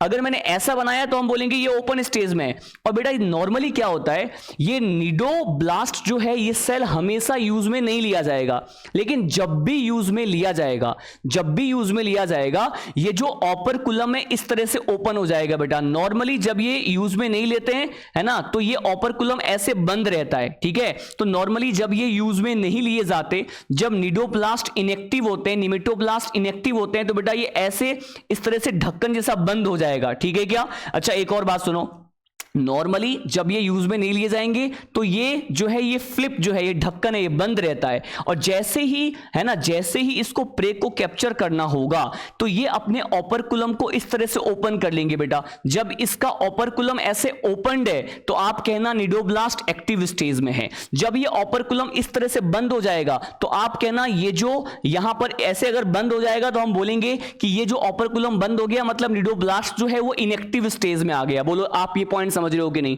यहां तक डन है क्या। अब जरा आगे, अब और आगे हम यहां पर बात करने वाले हैं बेटा, जरा सुनिए ध्यान से। इसमें ना इधर तो मैंने ओपर्कुलम बना रखा है, और क्या होता है बेटा कि जब इनको इस सेल को यूज में नहीं लेना होता, सिलेंट्रेट को जब इस सेल को यूज में नहीं लेना होता तो ये क्या करते हैं बेटा, इनका ये जो थ्रेड ट्यूब वाला हिस्सा है, ये जो थ्रेड ट्यूब वाला हिस्सा है, और ये जो बट और साफ्ट होता है बेटा, ये ऐसे मुड़ करके, ये फोल्ड हो करके ये कैप्सूल के अंदर आ जाएगा। मैंने क्या बोला, जब ये निडोप्लास्ट यूज में नहीं लिए जाते, है ना, इसका उपयोग नहीं किया जाता, तो क्या होता है, इसका थ्रेड ट्यूब और ये जो बट और साफ्ट होता है ये मुड़ करके इस कैप्सूल के अंदर आ जाएगा बेटा, ठीक है। और जैसे ही, है ना, जैसे ही इसको कोई प्रे दिखेगा, उसको कैप्चर करना होगा बेटा, तो क्या क्या करेगा, ये तुरंत अपने, है ना, तुरंत अपने कैप्सूल से, है ना, या फिर हम बोलेंगे तुरंत अपने ओपर्कुलम को पहले ओपन करेगा और कैप्सूल में मुड़े हुए उस बट और साफ्ट को और थ्रेड को एक झटके के साथ बाहर निकालेगा। जैसे ही ये झटके के साथ बाहर निकलेगा बेटा, तो ये जो प्रे है ना, प्रे उसके बॉडी में क्या चला जाएगा, ये पॉइजनियस फ्लूइड हिप्नोटॉक्सिन जाएगा। जैसे ही ये टॉक्सिक सब्सटेंस प्रे के बॉडी में एंटर करेगा बेटा, वो जो प्रे है, वो जो शिकार है, वो कुछ टाइम के लिए क्या हो जाएगा, हिप्नोटाइज, बेहोशी की कंडीशन में आएगा। और उसी टाइम ये अपने टेंटिकल्स के हेल्प से उस प्रे को, उस शिकार को कैप्चर करेंगे और अपने कैविटी में डालेंगे, जहां पर उनका डाइजेशन हो जाएगा, तो आपने ये समझा कि स्टिंगिंग सेल से ये किस तरह से प्रे को कैप्चर करते हैं। तो एक काम और समझ में आ गया आपको, एक पॉइंट और समझ में आ गया कि पक्का इसके अंदर पाया जाने वाला स्टिंगिंग सेल, है ना, प्रे को कैप्चर करने जैसा कोई काम करता है, ठीक है। अब जरा यहां देखिए बेटा ध्यान से, एक और पॉइंट मैंने कहा, जब ये इसके अंदर बट और साफ्ट और थ्रेड ट्यूब जो है वो झटके के साथ बाहर निकलता है, तो बेटा कहीं ये कैप्सूल बाहर ना निकल जाए, है ना, कहीं ये कैप्सूल बाहर ना निकल जाए, तो इस कैप्सूल को इस प्लाज्मा मेम्ब्रेन के साथ जोड़ के रखने के लिए यहां पर कोई एक स्प्रिंग लाइक स्ट्रक्चर आपको देखने को मिल रहा है। बेटा इस स्प्रिंग लाइक स्ट्रक्चर को आप यहां पर लेजो बोलेंगे। क्या बोलेंगे, लेजो। ये स्प्रिंग लाइक स्ट्रक्चर कहां प्रेजेंट है, तो आप देख सकते हैं डायग्राम में, क्या ये कैप्सूल है, क्या ये प्लाज्मा मेम्ब्रेन है। तो ये कैप्सूल और प्लाज्मा मेम्ब्रेन के बीच में ये जो स्प्रिंग लाइक स्ट्रक्चर प्रेजेंट है बेटा, ये spring like structure present between the PM, मतलब plasma membrane and the capsule. ये क्या करेगा, ये जैसे ही जब ये बट और साफ्ट और ये थ्रेड ट्यूब बाहर निकल रहा होता है झटके से, तो ये इसको क्या करेगा, रोकेगा बेटा, ठीक है ना, ये कैप्सूल को रोकेगा कि कहीं वो भी बाहर ना आ जाए। और साथ साथ इस दौरान बेटा कैप्सूल को एक्स्ट्रा स्टेबिलिटी प्रोवाइड करेगा इसके अंदर पाया जाने वाला ये सपोर्टिंग फाइबर, जो इसको होल्ड करके रखेगा बेटा, ठीक है ना। तो आपको इसकी पूरी मैकेनिज्म मेरे ख्याल से अब समझ में आ रही होगी, जो कि मैंने यहां पर आपको बताया है। एक बार क्विकली रिवाइज करूं, जब बेटा ये इनएक्टिव होते हैं, इनको यूज में नहीं लिया जाए, इनको उपयोग में नहीं लिया जाए, ओपर्कुलम ढका हुआ है, इसका ये दोनों पार्ट मुड़ करके कैप्सूल के अंदर आ गया। जैसे प्रे को कैप्चर करना है, ये ओपर्कुलम को अपने इस ढक्कन को, इस लिड को, इस फ्लैप को हटा लेंगे, ओपन कर लेंगे, इसके अंदर पाया जाने वाला बट साफ्ट और थ्रेड ट्यूब झटके से बाहर निकलेगा। जैसे बाहर निकलेगा, हिप्नोटॉक्सिन जो है प्रे के बॉडी में एंटर करेगा, उसको कुछ टाइम के लिए टेम्पररी जो है बेहोश कर देगा। जैसे ही प्रे यहां पे हिप्नोटाइज होगा, तुरंत ही अपने टेंटिकल्स, इनके पास टेंटिकल्स होते हैं बेटा, जैसे हाइड्रा है, हाइड्रा के पास टेंटिकल्स होते हैं लोकोमोशन के लिए, तो उन्हीं टेंटिकल्स को यूज में लेकर के उस प्रे को कैप्चर कर लेंगे वो, है ना, और अपने कैविटी में लेंगे जहां पे उनका डाइजेशन हो जाएगा बेटा। सपोर्टिंग फाइबर और स्प्रिंग लाइक जो लेसो है, इसका क्या काम है मैंने आपको समझा दिया। ये प्लाज्मा मेम्ब्रेन है बेटा, इसके अंदर यहां पे फ्लूइड प्रेजेंट है, साइटोप्लाज्म बोलेंगे, उसके अंदर यहां पे न्यूक्लियस प्रेजेंट होता है, ठीक है ना। अब जरा देखो, ये सारे पॉइंट को मैंने एक एक करके सब कुछ समझा दिया। एक और बात सुनिए, यहां पर आखिर इस निडोब्लास्ट को, इस एनिमल को, इस फाइलम में आने वाले एनिमल को कैसे मालूम चला कि आसपास कोई शिकार अवेलेबल है, कि आसपास कोई प्रे अवेलेबल है? तो इसके निडोब्लास्ट में कुछ सेंसरी निडोसिल होते हैं जो इन्हें सेंस करवाता है कि हां आसपास कोई शिकार है ना, या आसपास कोई शिकार है। तो सेंसरी निडोसिल जो होता है बेटा, ये इनके आसपास जो पाए जाने वाले शिकार है, प्रे है, उसके बारे में सेंस करवाता है। ठीक है ना। तो मैंने आपको बताया कि आखिर ये जो निडोब्लास्ट है ना, उसका स्ट्रक्चर क्या है, उसके अलग अलग कंपोनेंट्स मैंने आपको बता दिया। कैप्सूल, बट या साफ्ट और थ्रेड ट्यूब मिलकर के स्टिंगिंग एपरेटस का फॉर्मेशन करते हैं। अब जरा देखिए, एनसीईआरटी में बेटा इसी डायग्राम को कुछ ऐसा बना रखा है। एनसीईआरटी के डायग्राम के अकॉर्डिंग अगर बात करेंगे बेटा, तो एनसीईआरटी ने डायग्राम को कुछ ऐसा बना दिया। अब जरा देखिए, इसमें यहां पे बट साफ्ट और ये थ्रेड ट्यूब निकला हुआ है ना बेटा। ये यहां पे ऑपरकुलम को बता रखा है, ये निडोसिल बता रखा है। ठीक है, ये सपोर्टिंग फाइबर्स हैं और इसे आप कैप्सूल बोलेंगे। इसी के अंदर हिप्नोटॉक्सिन पाया जाएगा। देखिए यहां पर ये लेजो है, ये लेजो है, और ये इसका प्लाज्मा मेम्ब्रेन हो गया। साइटोप्लाज्म के अंदर यहां पर बेटा न्यूक्लियस प्रेजेंट है। अब एनसीईआरटी ने डायग्राम दे दिया बस, पर डायग्राम दिया तो कुछ तो उसके बारे में आपको पता होना चाहिए भाई, या फिर मैं केवल रटवा दूं कि इसका काम होता है प्रे को कैप्चर करना, डिफेंस का काम होता है, ऑफेंस का काम होता है, अटैक करते हैं। तो ये सब मैं लिखा तो दूंगा, लेकिन उससे रटवाना कहेंगे बेटा। अगर एनसीईआरटी में डायग्राम दिया है तो इसके बारे में समझना भी हमारा काम बनता है कि आखिर ये सेल जो है वो कैसे काम करते होंगे, स्टिंगिंग सेल क्यों कहते हैं, राइट है। तो उन सभी पॉइंट को डिटेल में जानना जरूरी है हमारे लिए। हम एनसीईआरटी से बाहर कुछ नहीं पढ़ रहे। एनसीईआरटी में देखो डायग्राम दिया हुआ है, पर डायग्राम दिया है तो उसके बारे में पता भी तो होना चाहिए हमें। तो देखिए यहां पर है diagrammatic representation view of cnidoblast को मैंने आपको समझाया। Now we are going ahead toward the function of cnidoblast. वो वर्क, वो कार्य, वो काम, वो फंक्शन जो कि निडोब्लास्ट सेल परफॉर्म करते हैं। तो इसको याद करने का एक तरीका है बेटा। इसको याद करने का तरीका देखो क्या डेवलप किया। आपको ध्यान रखना है, ACP assistant commissioner of the police, बिल्कुल भी नहीं। एसीपी का मतलब क्या है? एसीपी का मतलब है यहां पर ए फॉर एनकरेज। क्या है? A for encourage. मतलब देखो, जब लिक्विड मीडियम होता है तो निडोब्लास्ट जो है इन एनिमल्स को एनकरेज मतलब सपोर्ट प्रोवाइड करेगा, अटैचमेंट में हेल्प करेगा, ताकि ये लिक्विड मीडियम में स्टेबल रहे। तो लिक्विड मीडियम में ये क्या प्रोवाइड करेगा? निडोब्लास्ट इन एनिमल को स्टेबिलिटी प्रोवाइड करेगा। क्या प्रोवाइड करेगा? स्टेबिलिटी प्रोवाइड करेगा। तो देखिए, अगर लिक्विड मीडियम में ये स्टेबिलिटी प्रोवाइड कर रहा है तो उसका पहला काम हो गया बेटा एनकरेज करना, राइट है। एनकरेज मतलब सपोर्ट प्रोवाइड करना, सहारा देना।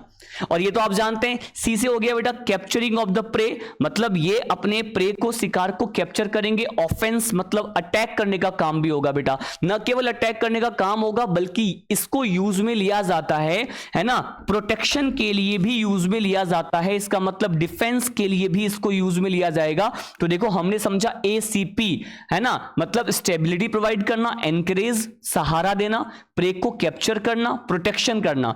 बेटा अपने आप को बचाना डिफेंस कहलाता है, अटैक करना प्रे को जब ये कैप्चर कर रहे होंगे बेटा तो ये ऑफेंस कहलाएगा। क्या कहलाएगा? ऑफेंस कहलाएगा। आई होप आपको ये पॉइंट समझ में आ गया, राइट है। तो ये तीन फंक्शन जो हमारे एनसीईआरटी में दिए हुए हैं आपको ध्यान रखना है। और ये वही सेल है जिसकी प्रेजेंस की वजह से सिलेंट्रेटा को हमने निडेरिया नाम दिया, क्योंकि इसके अंदर निडोब्लास्ट प्रेजेंट होता है। ठीक है, मैंने आपको ये पॉइंट समझा दिया। उसके बाद अब हम आगे फर्दर क्या डिस्कस करने वाले हैं बेटा? आगे हम फर्दर डिस्कस करने वाले हैं नेक्स्ट पॉइंट। इस कंसेप्ट को आप जानिए, और ये मेरे पास लिखा हुआ है, क्योंकि मैंने आपको कहा ना कि एनसीईआरटी टॉप 50 डायग्राम का जो सीरीज मैंने स्टार्ट किया हुआ है, उसमें इन टॉपिक्स को मैंने बहुत डिटेल में वहां भी समझा रखा है। तो वो लिखा हुआ कंटेंट था, हम इसको अब समझ रहे हैं, बहुत ही कम टाइम में हो जाएगा, है ना। अब जरा देखिए, यहां पर हम डिस्कस करने वाले एनसीईआरटी जब आप देखेंगे तो ये 4 डायग्राम बना हुआ है। एनसीईआरटी जब आप देखते हैं तो ये 4 डायग्राम दिया हुआ है बेटा।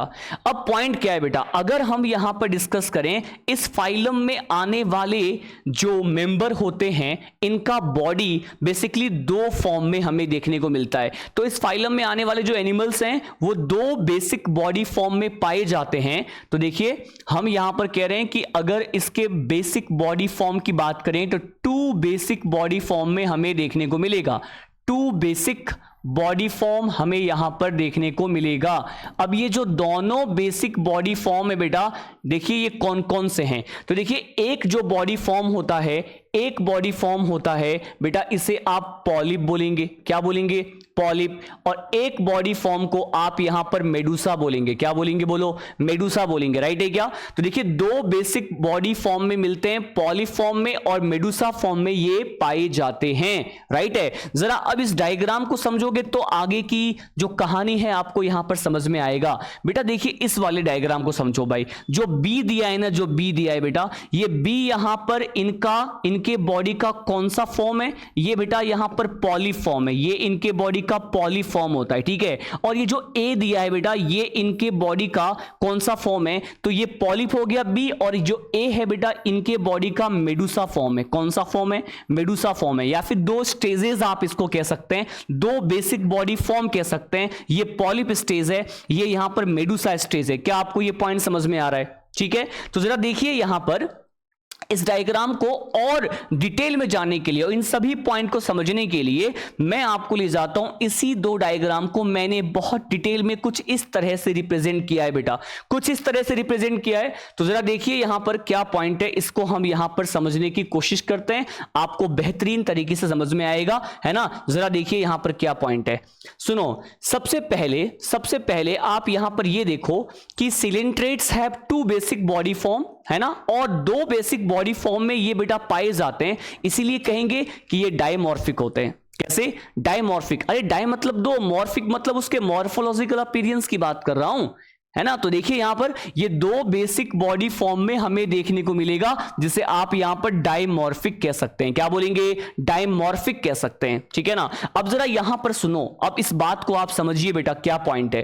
पॉइंट यहां पर ये है कि बेटा ये जो फॉर्म आपको यहां पर देखने को मिल रहा है, ये तो बेटा पॉलिप स्टेज है, और बेटा ये जो बॉडी का फॉर्म है इसे हम मेडुसा बोलेंगे। क्या बोलेंगे? मेडुसा बोलेंगे। अच्छा जरा सुनो, पहले पॉलिप के कुछ फीचर्स मैं आपको बताता हूं, फिर मेडुसा के फीचर्स भी साथ साथ डिस्कस करेंगे। आ जाओ हम यहां पर बात करें, पर फीचर्स से पहले इस डायग्राम को समझ ले। क्या हमारे एनसीईआरटी में देखो जरा, केवल डायग्राम दिया है, लेबलिंग नहीं की है। मैं लेबलिंग भी बताता हूं बेटा। देखिए ये पॉलिप स्टेज है, तो जरा आप देखेंगे ध्यान से, तो क्या ये वाला जो एक सिंगल ओपनिंग आपको देखने को मिल रहा है बेटा, क्या इस सिंगल ओपनिंग को, क्या इस वाले सिंगल ओपनिंग को हम बोलेंगे हाइपोस्टोम, जो कि इसका माउथ होता है, सिंगल ओपनिंग है ना, जिसे आप कहेंगे यहां पे फूड अंदर आएगा भी, यहां से फूड बाहर जाएगा भी, अनडाइजेस्टेड फूड बाहर जाएगा। इंजेक्शन भी यहीं से हो रहा है और इजेशन भी यहीं से हो रहा है। ये जो कैविटी आपको देखने को मिल रही है बेटा, ये गैस्ट्रोवेस्कुलर कैविटी है। तो हमने कहा ना गैस्ट्रोवेस्कुलर कैविटी इनमें होता है, एक लार्ज सेंट्रल कैविटी होता है with a large opening, with opening, जिसे हम हाइपोस्टोम बोलते हैं बेटा। अच्छा सिमिलरली यहां पर बेटा ये जो कैविटी आपको देखने को मिल रहा है, इस कैविटी को हमने कहा गैस्ट्रोवेस्कुलर कैविटी, सिलेंटेरॉन बोलेंगे। और ये जो ओपनिंग आपको देखने को मिल रहा है, इसे हमने हाइपोस्टोम बोला। ये एक सिंगल ओपनिंग है जहां से इंजेशन होगा और इजेशन भी होगा। क्या आप ये डायग्राम समझ रहे हैं बेटा? पॉलिप स्टेज अगर इसका शेप आप देखेंगे तो क्या ये सिलेंड्रिकल शेप है, बेलनाकार है, सिलेंड्रिकल शेप है। और इसका नेचर होता है बेटा कि जो भी एनिमल इस बॉडी फॉर्म में पाए जाएंगे वो एक ही जगह पर रहना चाहते हैं। तो इसका नेचर क्या हो गया? ये सेसाइल होते हैं। क्या होते हैं? सेसाइल। स्पॉन्जेस भी कैसे थे? सेसाइल नेचर के थे बेटा। मेडुसा स्टेज की बात करूंगा तो इसका जो शेप आपको देखने को मिल रहा है, क्या ये अम्ब्रेला शेप में पाए जा रहे हैं? कैसे? ये अम्ब्रेला शेप में पाए जा रहे हैं। और ये सेसाइल था बेटा, तो ये यहां पर फ्री स्विमिंग होता है। याद करो एनसीईआरटी ने बेटा यहां पर नहीं बोला, क्या अभी हमने डिस्कस किया, एनसीईआरटी के पेजेस को डिस्कस किया था बेटा, तो मैंने आपको नहीं बोला क्या? जरा देखिए यहां पर कि ये क्या होते हैं, सेसाइल हो सकते हैं, देमी सेसाइल और free swimming in their nature, right है। तो देखिए यहां पर इसका जो पॉलिप स्टेज होता है वो तो सेसाइल होता है, और इनका जो मेडुसा स्टेज होता है वो बेटा फ्री स्विमिंग होता है। पॉलिप होता है बेटा सिलेंड्रिकल, मेडुसा होगा यहां पे अम्ब्रेला शेप का, राइट है क्या? नेक्स्ट पॉइंट बेटा, जो पॉलिप स्टेज होता है बेटा, ये सॉलिटरी मतलब अकेले रह सकते हैं, कॉलोनियल भी हो सकते हैं, ग्रुप में मिल सकते हैं। लेकिन जो मेडुसा स्टेज होते हैं बेटा, मेडुसा स्टेज, मेडुसा फॉर्म में पाए जाने वाले जो एनिमल होते हैं वो ऑलवेज सॉलिटरी होते हैं, अकेले होते हैं। डन है ये पॉइंट। अब आइए नेक्स्ट पॉइंट बेटा, पॉलिप इसका एसेक्सुअल फॉर्म होता है, लेकिन जो मेडुसा है बेटा इसका सेक्सुअल फॉर्म होता है। और एक और बात आपको ध्यान रखनी है, mouth and tentacles polyp body form की बात करेंगे तो माउथ और टेंटिकल डायरेक्टेड अपवर्ड। बेटा देखो हाइपोस्टोम मतलब माउथ, और ये बेटा ये जो मैंने बता रखा है ना, ये इनके टेंटिकल्स हैं। तो ये हाइपोस्टोम मतलब माउथ और टेंटिकल्स जो हैं, लग रहा है कि इसका डायरेक्शन ऊपर की ओर है, अपवार्ड डायरेक्शन है कि नहीं। तो हमने कहा ये माउथ और टेंटिकल जो है ना वो अपवार्ड डायरेक्शन में है, राइट है। लेकिन देखिए यहां पर इसका ये हाइपोस्टोम माउथ और टेंटिकल क्या ये डाउनवर्ड डायरेक्शन में है कि नहीं। तो देखिए यहां पर इसमें मेडुसा फॉर्म में हमें देखने को मिलेगा कि माउथ और tentacle both are directed toward the downward side, नीचे की ओर होगा। क्या आप ये पॉइंट समझ पा रहे हैं, है ना? क्या ये बात आपको क्लियरली समझ में आ रही है कि नहीं, बोलो। ठीक है, तो ये डायग्राम मैंने समझाया है आपको, ठीक है। अब जरा सुनिएगा, अब सुनो नेक्स्ट पॉइंट। आखिर मैं आपको बता दूं कि कुछ एनिमल ऐसे होते हैं जिनके लाइफ साइकिल में एक ही बॉडी फॉर्म देखने को मिलेगा, पॉलिप। अच्छा, मतलब उनमें मेडुसा नहीं है, उनमें मेडुसा नहीं है, ठीक है। तो मैंने क्या कहा, मैंने कहा कुछ एनिमल, जैसे हाइड्रा का एग्जांपल ध्यान रखना है, सी एनीमोन, सी एनीमोन को ही बेटा एडम्सिया बोलते हैं, इसी को मेट्रिडियम कहा जाता है। एग्जांपल हमने बाय रेडियल सिमेट्री में पढ़ा है, ठीक है ना। अब सुनो, एडम्सिया है ना, जैसे सी एनीमोन बोल रहे हैं, और हाइड्रा, बेटा ये अपने लाइफ साइकिल में जो बॉडी फॉर्म रखते हैं वो पॉलिप होता है, ठीक है। लेकिन अगर हम यहां पे एक एग्जांपल की बात करें, एक मेंबर की बात करें जिसका नाम है बेटा ऑरेलिया। क्या नाम है? ऑरेलिया। ऑरेलिया को जेलीफिश या मून जेली बोलते हैं, है ना, जेलीफिश या मून जेली बोलते हैं। बेटा ये अपने लाइफ साइकिल में मेडुसा फॉर्म रखते हैं। तो इनमें ऑरेलिया में, सुनो, ऑरेलिया में मेडुसा है तो पॉलिप नहीं है, हाइड्रा एडम्सिया में पॉलिप है तो मेडुसा नहीं है। क्या आप ये पॉइंट समझ पा रहे हैं? दो बेसिक बॉडी फॉर्म, उसके फीचर्स आपको यहां पे क्लियरली समझ में आया कि नहीं बेटा? ठीक है ना। अच्छा सुनिए, अब आगे की बात करते हैं, अब आगे की बात करते हैं। एनसीईआरटी के पॉइंट्स को ही हम डिटेल में डिस्कस कर रहे हैं, अब आगे की बात करते हैं। सुनो, अब एनसीईआरटी ने क्या बोला, एनसीईआरटी ने कहा हमसे कि भाई क्या होता है ना कि जो पॉलिप होता है, बेटा सुनना ध्यान से, मैं ये बोलूंगा कि ये जो पॉलिप होता है, ये जो पॉलिप होता है ये क्या करेगा, तो पॉलिप स्टेज जो है वो एसेक्सुअली रिप्रोड्यूस करके मेडुसा को प्रोड्यूस कर सकता है, मेडुसा को फॉर्म कर सकता है। Yes, polyp stage asexual reproduction से मेडुसा स्टेज का फॉर्मेशन कर लेता है ना, कुछ एनिमल में। अब किन में मैं आपको बताऊंगा, कुछ सिलेंट्रेट में जो पॉलिप हैं वो एसेक्सुअल रिप्रोडक्शन के थ्रू मेडुसा का फॉर्मेशन करेगा, और मेडुसा जो है वो सेक्सुअली रिप्रोड्यूस करके बेटा पॉलिप स्टेज का फॉर्मेशन कर सकते हैं। ठीक है, मैं कह रहा हूं कि पॉलिप स्टेज से मेडुसा बना, बेटा ये कैसे हो पाया, है ना, एसेक्सुअल रिप्रोडक्शन करके हो पाया। लेकिन मेडुसा ने क्या किया, मेडुसा ने सेक्सुअल रिप्रोडक्शन किया, और सेक्सुअली रिप्रोड्यूस करके बेटा मेडुसा से क्या बन गया, पॉलिप बन गया। क्या बन गया, पॉलिप बन गया।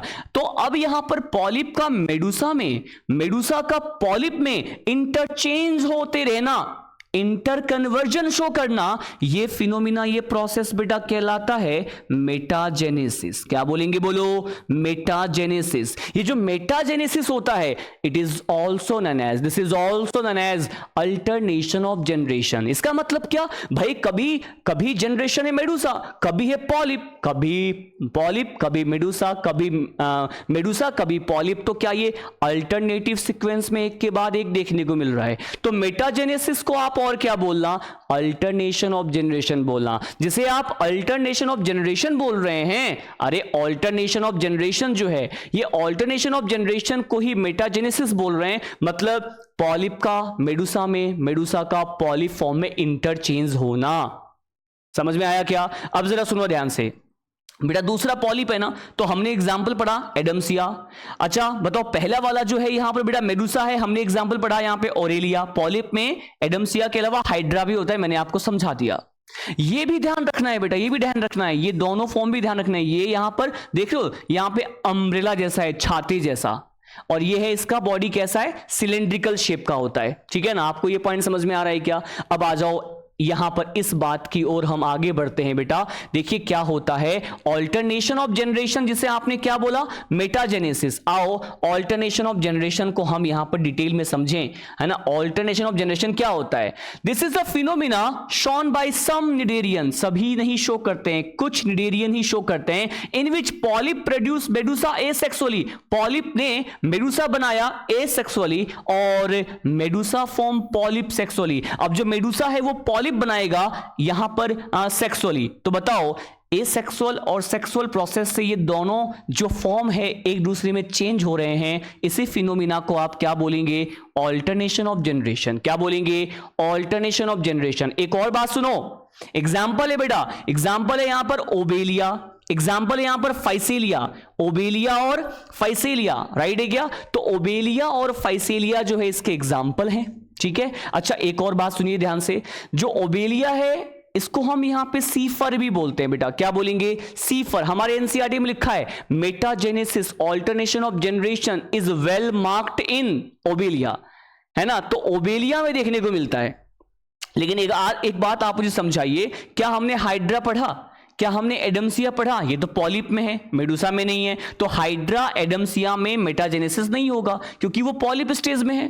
अच्छा देखो जरा, इसमें अगर बात करें ऑरेलिया, तो ऑरेलिया में मेडुसा है, पॉलिप नहीं है, मतलब ये भी मेटाजेनेसिस शो नहीं कर सकते। लेकिन जरा देखो ओबेलिया में क्या होता है, जो ओबेलिया होता है उसमें पॉलिप स्टेज भी होता है, मेडुसा स्टेज भी होता है, दोनों इंटरचेंज करेगा तो बोलेंगे ऑल्टरनेशन ऑफ जनरेशन। समझ में आया क्या?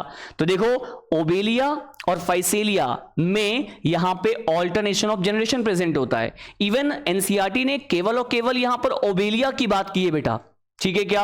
अब यहां पे आइए आप, जो नोट पॉइंट है वो क्या है, मेटाजेनेसिस किस में प्रेजेंट है, मैंने बताया आपको मेटाजेनेसिस किस में एब्सेंट है, अब ये जान लो मेटाजेनेसिस किस में एब्सेंट है बेटा, हाइड्रा एडम्सिया में केवल और केवल पॉलिप है, मेडुसा नहीं है, मतलब मेटाजेनेसिस एब्सेंट है बेटा। यहां पर ओरेलिया में केवल और केवल मेडुसा है, पॉलिप नहीं है, मतलब मेटाजेनेसिस एब्सेंट है। क्या आप ये पॉइंट समझ पा रहे हैं कि नहीं? क्या आपको ये बात समझ में आ रही है कि नहीं? आई होप आपको यहां तक की सारी बात समझ में आ गई होगी, ठीक है। आइए देखो, ये जो मेहनत है बेटा, ये जो मेहनत है ये केवल आप लोगों के लिए समर्पित, ठीक है। ये जो एफर्ट मैं कर रहा हूं केवल और केवल आप सभी के लिए, बदले में मैं ये चाहता हूं कि सीरियसली नोट्स बना लो।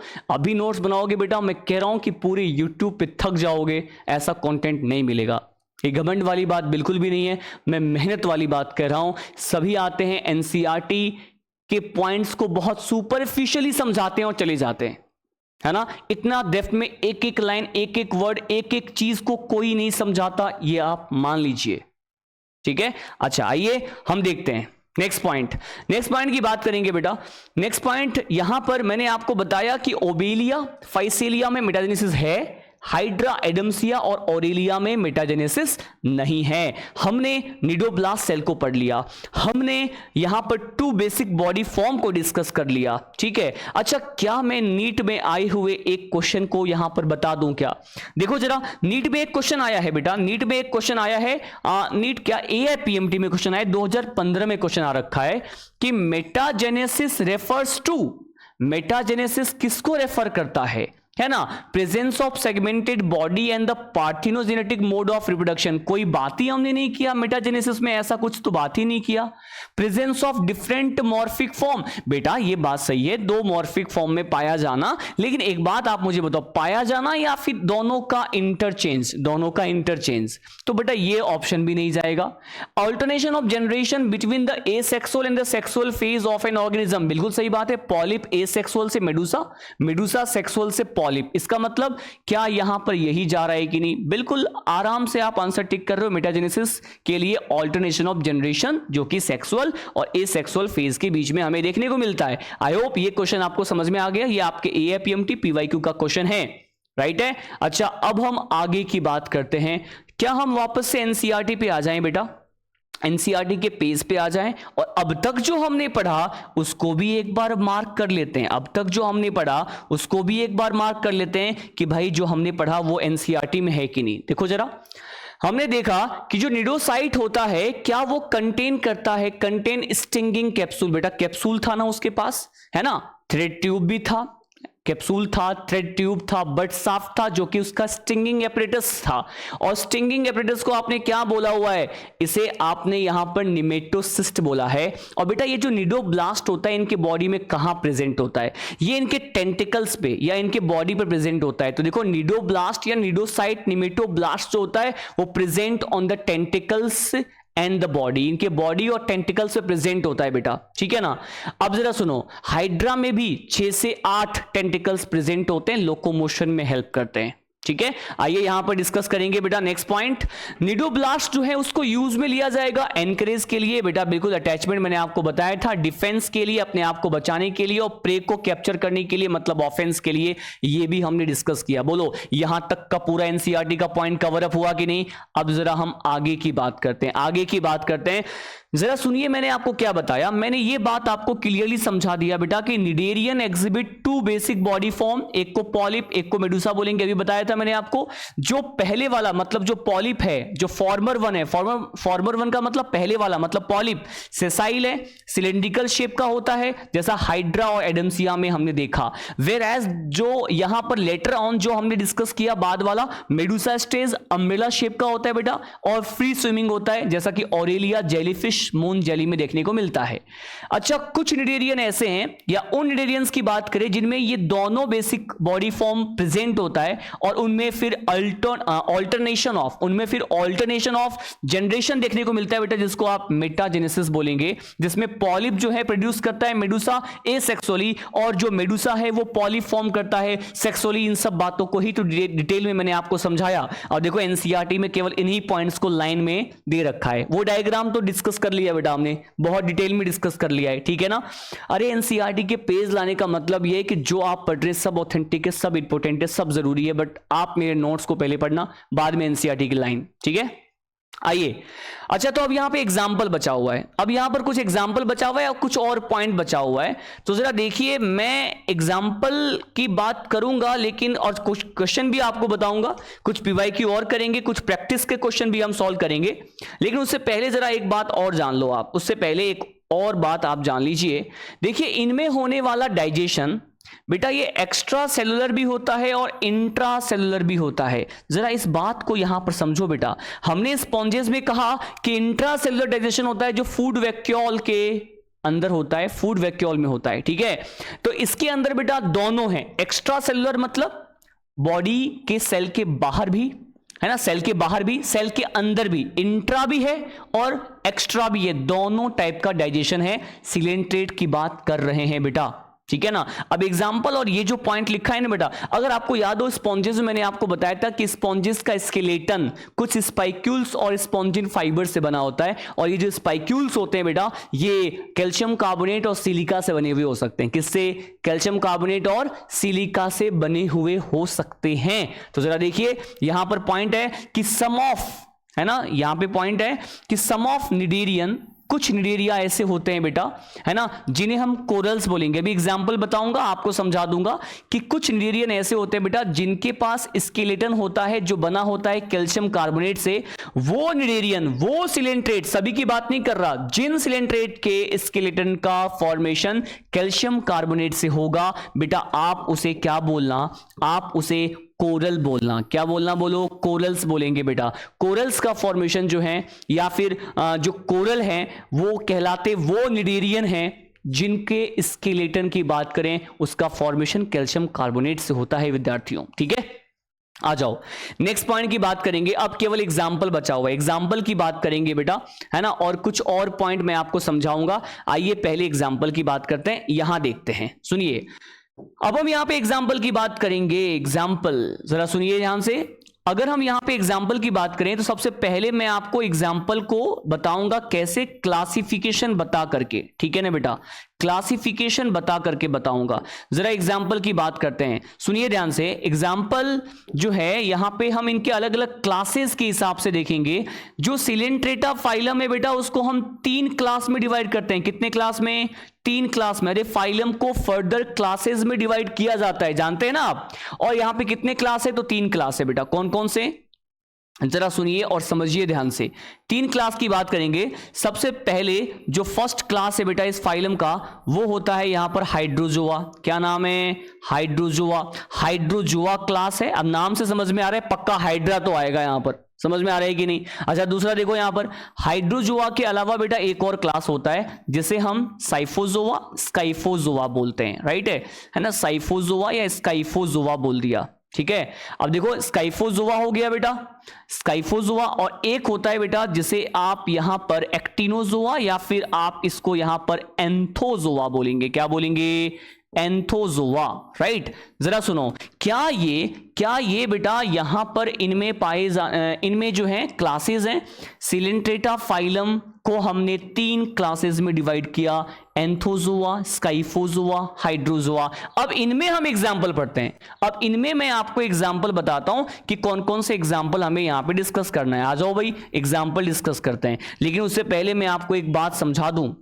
देखिए, जो एंथोजोआ है ना बेटा, एंथोजोआ में इनमें कुछ मेंबर ऐसे हैं, सम मेंबर्स एंथोजोआ के कुछ मेंबर ऐसे हैं बेटा जिनके अंदर जो स्केलेटन है, इनके अंदर जो स्केलेटन है इसका फॉर्मेशन कैल्शियम कार्बोनेट से होता है। अभी मैंने एनसीईआरटी की लाइन आपको बताया था, इसका स्केलेटन कैल्शियम कार्बोनेट से बना होता है। तो बेटा इसी को ही हम क्या बोलेंगे? एंथोजोआ को ही हम क्या बोलेंगे? इसका कॉमन नेम क्या होता है? तो एंथोजोआ को ही बेटा हम यहां पे कोरल्स कहते हैं। क्या बोलते हैं? बोलो, कोरल्स कहेंगे। राइट, एनसीईआरटी में लिखा ना कि कुछ निडेरियन को कोरल्स बोलते हैं। कोरल्स हम उनको बोलेंगे जिन मेंबर का स्केलेटन किससे बना होता है?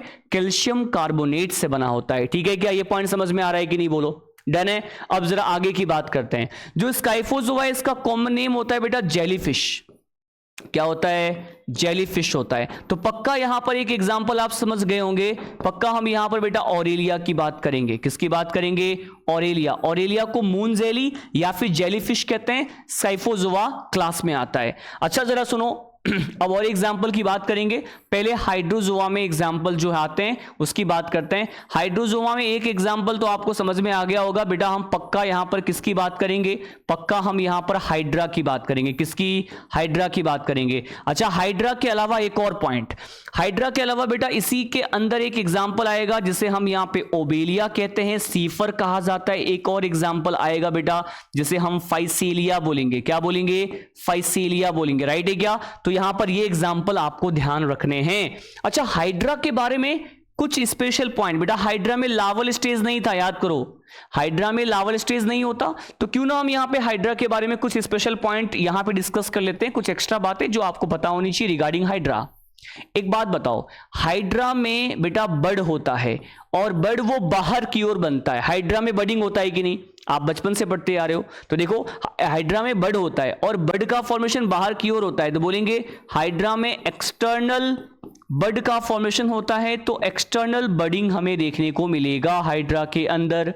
ठीक है, अब जरा सुनिए, हाइड्रा के अंदर बेटा लोकोमोशन करने के लिए है ना, इनके पास जो है वो क्या प्रेजेंट होते हैं? इनके पास टेंटिकल्स प्रेजेंट होते हैं। क्या प्रेजेंट है? बोलिए, इनके पास टेंटिकल्स प्रेजेंट है। चलो हाइड्रा के बारे में एक और बात, हाइड्रा अपने फूड की बात करें बेटा, हाइड्रा का फूड क्या होता है? हाइड्रा का खाना क्या होता है? तो जो आर्थ्रोपोडा है ना बेटा, आर्थ्रोपोडा, उसमें एक क्लास है क्रस्टेशिया क्लास। उस क्रस्टेशिया क्लास में आने वाले जो मेंबर्स हैं उसको खाता है ये।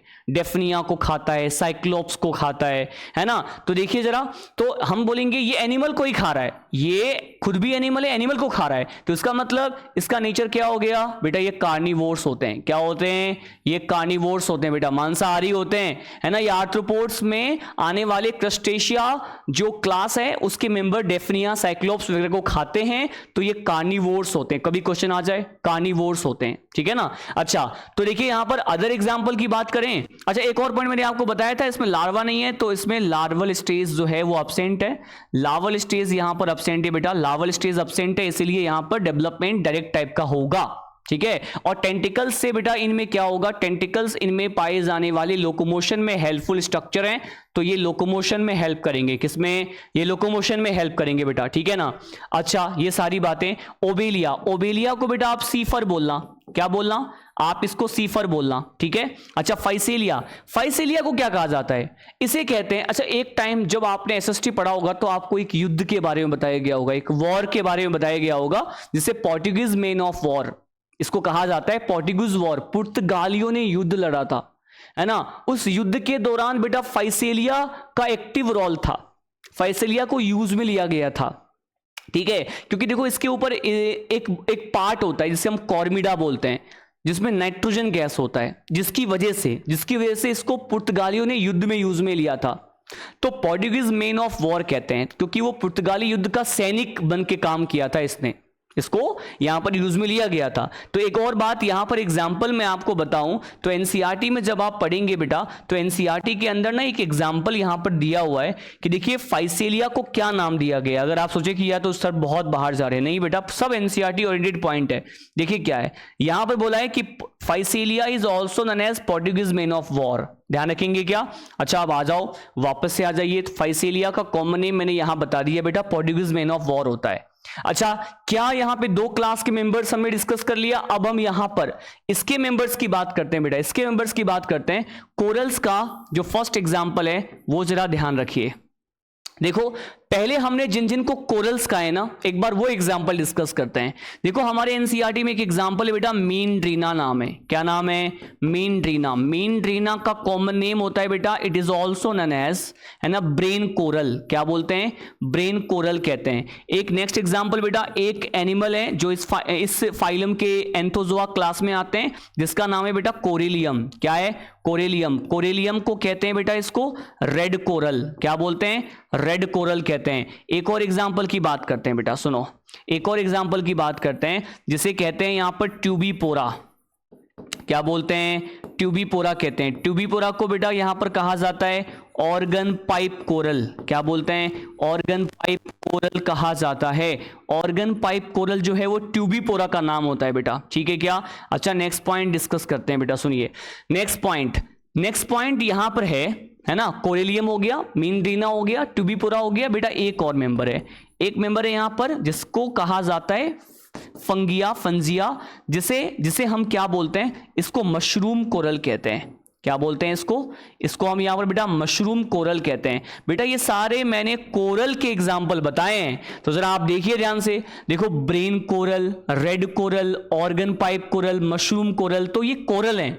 तो बेटा ये कोरल हैं तो इन्हीं का तो स्केलेटन किससे बना होगा, कैल्शियम कार्बोनेट से बना होगा, राइट है क्या। अच्छा सुनिए ध्यान से।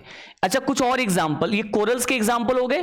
अब कुछ और एग्जांपल की बात करते हैं बेटा, कुछ और एग्जांपल की बात यहां पर करते हैं। सुनो इसी के अंदर बेटा, इसी के अंदर एक एग्जांपल आता है जिसे हम कहते हैं गोर्गोनिया। इसी एंथोजोआ क्लास में आता है, कहते हैं गोर्गोनिया। एक है बेटा जिसे हमारे एनसीईआरटी में दे रखा है, ये है बेटा यहां पर पेनेटुला। क्या नाम है, पेनेटुला। अब इन दोनों का कॉमन नेम पता होना चाहिए। गोर्गोनिया को समुद्री पंखा या फिर इसे सी फैन कहते हैं। अब ये नाम इनकी मॉर्फोलॉजी के बिहाफ पर दिए गए हैं भाई, ठीक है ना, सी फैन, ठीक है।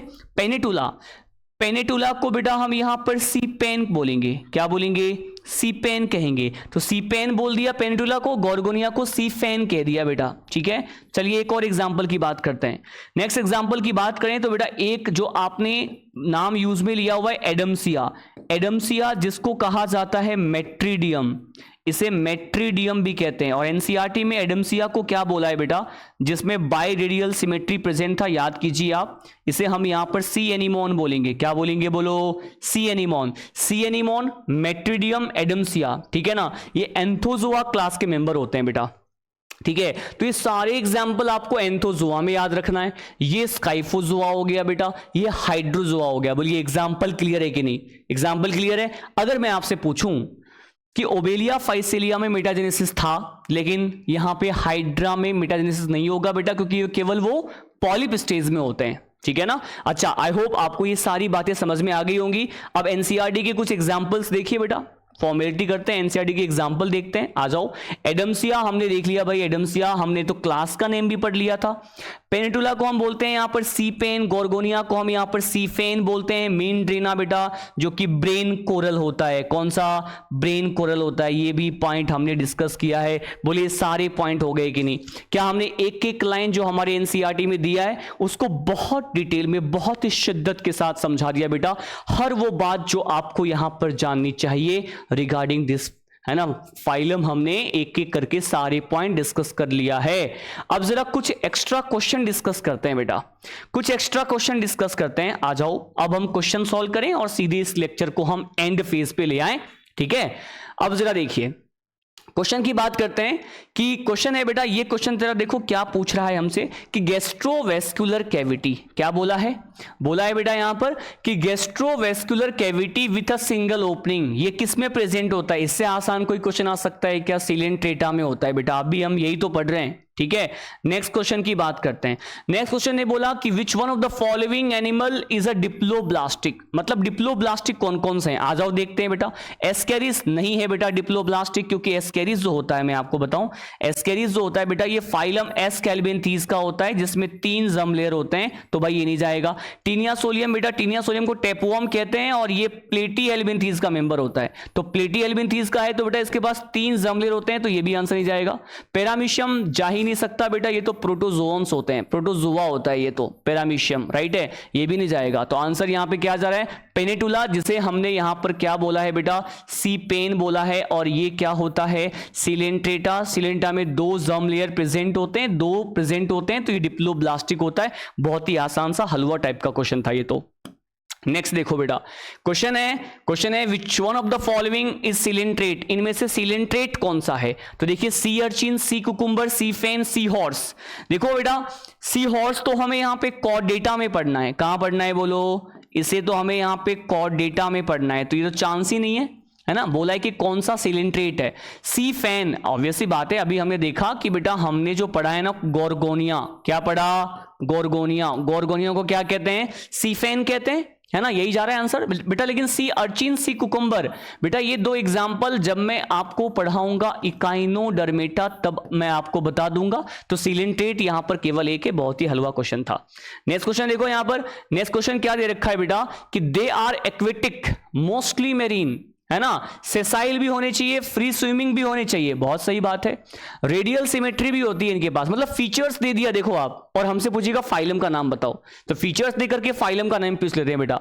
निडोब्लास्ट भी प्रेजेंट होता है इसमें, और टेंटिकल्स भी प्रेजेंट है। अब भाई निडोब्लास्ट प्रेजेंट है तो ऑब्वियस सी बात है, और कुछ सोचना ही नहीं है, यहां पे सिलेंट्रेटा जाएगा आंसर, तभी तो निडेरिया बोलते हैं इसको, निडेरिया तभी तो बोला। लास्ट क्वेश्चन हम यहां पे डिस्कस करते हैं बेटा, ये लास्ट क्वेश्चन आप सभी के स्क्रीन के सामने ये रहा, 1 करोड़ के लिए। देखो यहां पर, देखिए match the column first with the column second. देखिए क्या है कॉलम फर्स्ट, यहां पे ओबेलिया, मीनटीना, गोर्गोनिया, फाइसिलिया, और इसके कॉमन नेम दिए हैं, तो आप ये ध्यान रखना जो भी कॉमन नेम बताएं ऐसे मैच करवा सकता है भाई एग्जामिनेशन में, ठीक है ना। तो देखिए ओबेलिया को क्या बोलते हैं? ओबेलिया मतलब इसके कॉमन नेम और कुछ पॉइंट्स दे रखा है। ओबेलिया बेटा, क्या ओबेलिया में मेटाजेनेसिस होता है? ओबेलिया में मेटाजेनेसिस है, इसका मतलब पॉलीफॉर्म और मेडुसा फॉर्म दोनों प्रेजेंट होता है, सही बात है। ए को 5 से मैच करो, ठीक है, ए को 5 से मैच किया तो आगे देखना नहीं है बेटा, यहां से इसको हटा दो और यहां से इसको हटा दो। बोलिए फर्स्ट और थर्ड के बारे में सोचो। मीनड्रीना, क्या हमने इसको ब्रेन कोरल बोला? तो भाई बी का थर्ड जा रहा है। गोर्गोनिया को बेटा हम यहां पे सी फैन कहते हैं। फाइसेलिया को Portuguese man of the war कहते हैं, ठीक है ना। तो क्या जा रहा है इसका आंसर? यहां पे थर्ड जा रहा है। बहुत ही आसान सा क्वेश्चन था बेटा, हमने किया। जरा देखिए क्या हमने कुछ क्वेश्चंस, ऑल क्वेश्चंस प्रैक्टिस के लिए डिस्कस किया, एनसीईआरटी के पॉइंट को एक एक करके बता दिया, एग्जांपल्स को डिस्कस किया, पीवाईक्यू मैंने आपको बता दिया बेटा, पीवाईक्यू मैंने बता दिया। 2 बेसिक बॉडी फॉर्म में जो पाए जाते हैं ये भी हमने डिस्कस किया बेटा। इसके साथ साथ मैंने आपको निडोब्लास्ट का डायग्राम, ये डायग्राम हमारे एनसीईआरटी में दिया, उसके फंक्शन को बताया, और साथ साथ मैंने आपको इसके स्ट्रक्चर्स के कंपोनेंट्स को बताया। मैंने यहां पर बेसिस ऑफ क्लासिफिकेशन की बात की है बेटा, और इसके साथ साथ मैंने आपको यहां पर ये पॉइंट भी बता दिया। आई होप ये पॉइंट जितने भी बातें हैं मैंने आपको समझा दिया। सभी का बेस बेटा एनसीईआरटी था, इन सभी पॉइंट को हमने एक एक करके डिस्कस किया। आई होप आज का लेक्चर भी आपको पसंद आया होगा। आप सभी सपोर्ट कीजिए, वैसे आप सभी सपोर्ट कर रहे हैं, मैं देखता हूं आप सभी के एक्टिव कमेंट को। अगर आप देखते हैं तो बता मेरे खुशी के लिए, मेरे अंदर एनर्जी लाने के लिए कमेंट भी कीजिए कि आपको ये वीडियो लेक्चर कैसा लग रहा है। अगर आप कमेंट करेंगे तो एक कमेंट से मेरे अंदर एक दिन की एनर्जी आ जाएगी, एक लाइक से मेरे अंदर एक दिन की एनर्जी आएगी, एक शेयर से मेरे अंदर एक दिन की एनर्जी आएगी। तो ये करना कभी ना भूलें और उन सभी विद्यार्थियों तक मेरी बात पहुंचाए जो कि चाहते हैं डॉक्टर बनना, उनका सपना है, उनके घर वालों का, उनके अपनों का सपना है डॉक्टर बनना। तो ज़रूर मेरे बारे में बताएं, मेरे इस कंटेंट के बारे में, मेरे यूट्यूब चैनल के बारे में बताएं, है ना। मिलते हैं नेक्स्ट लेक्चर में, लेक्चर नंबर 07, 7वां लेक्चर जो होगा बेटा। तो lecture number 07 will be about the phylum Ctenophora, ठीक है ना। मिलते हैं।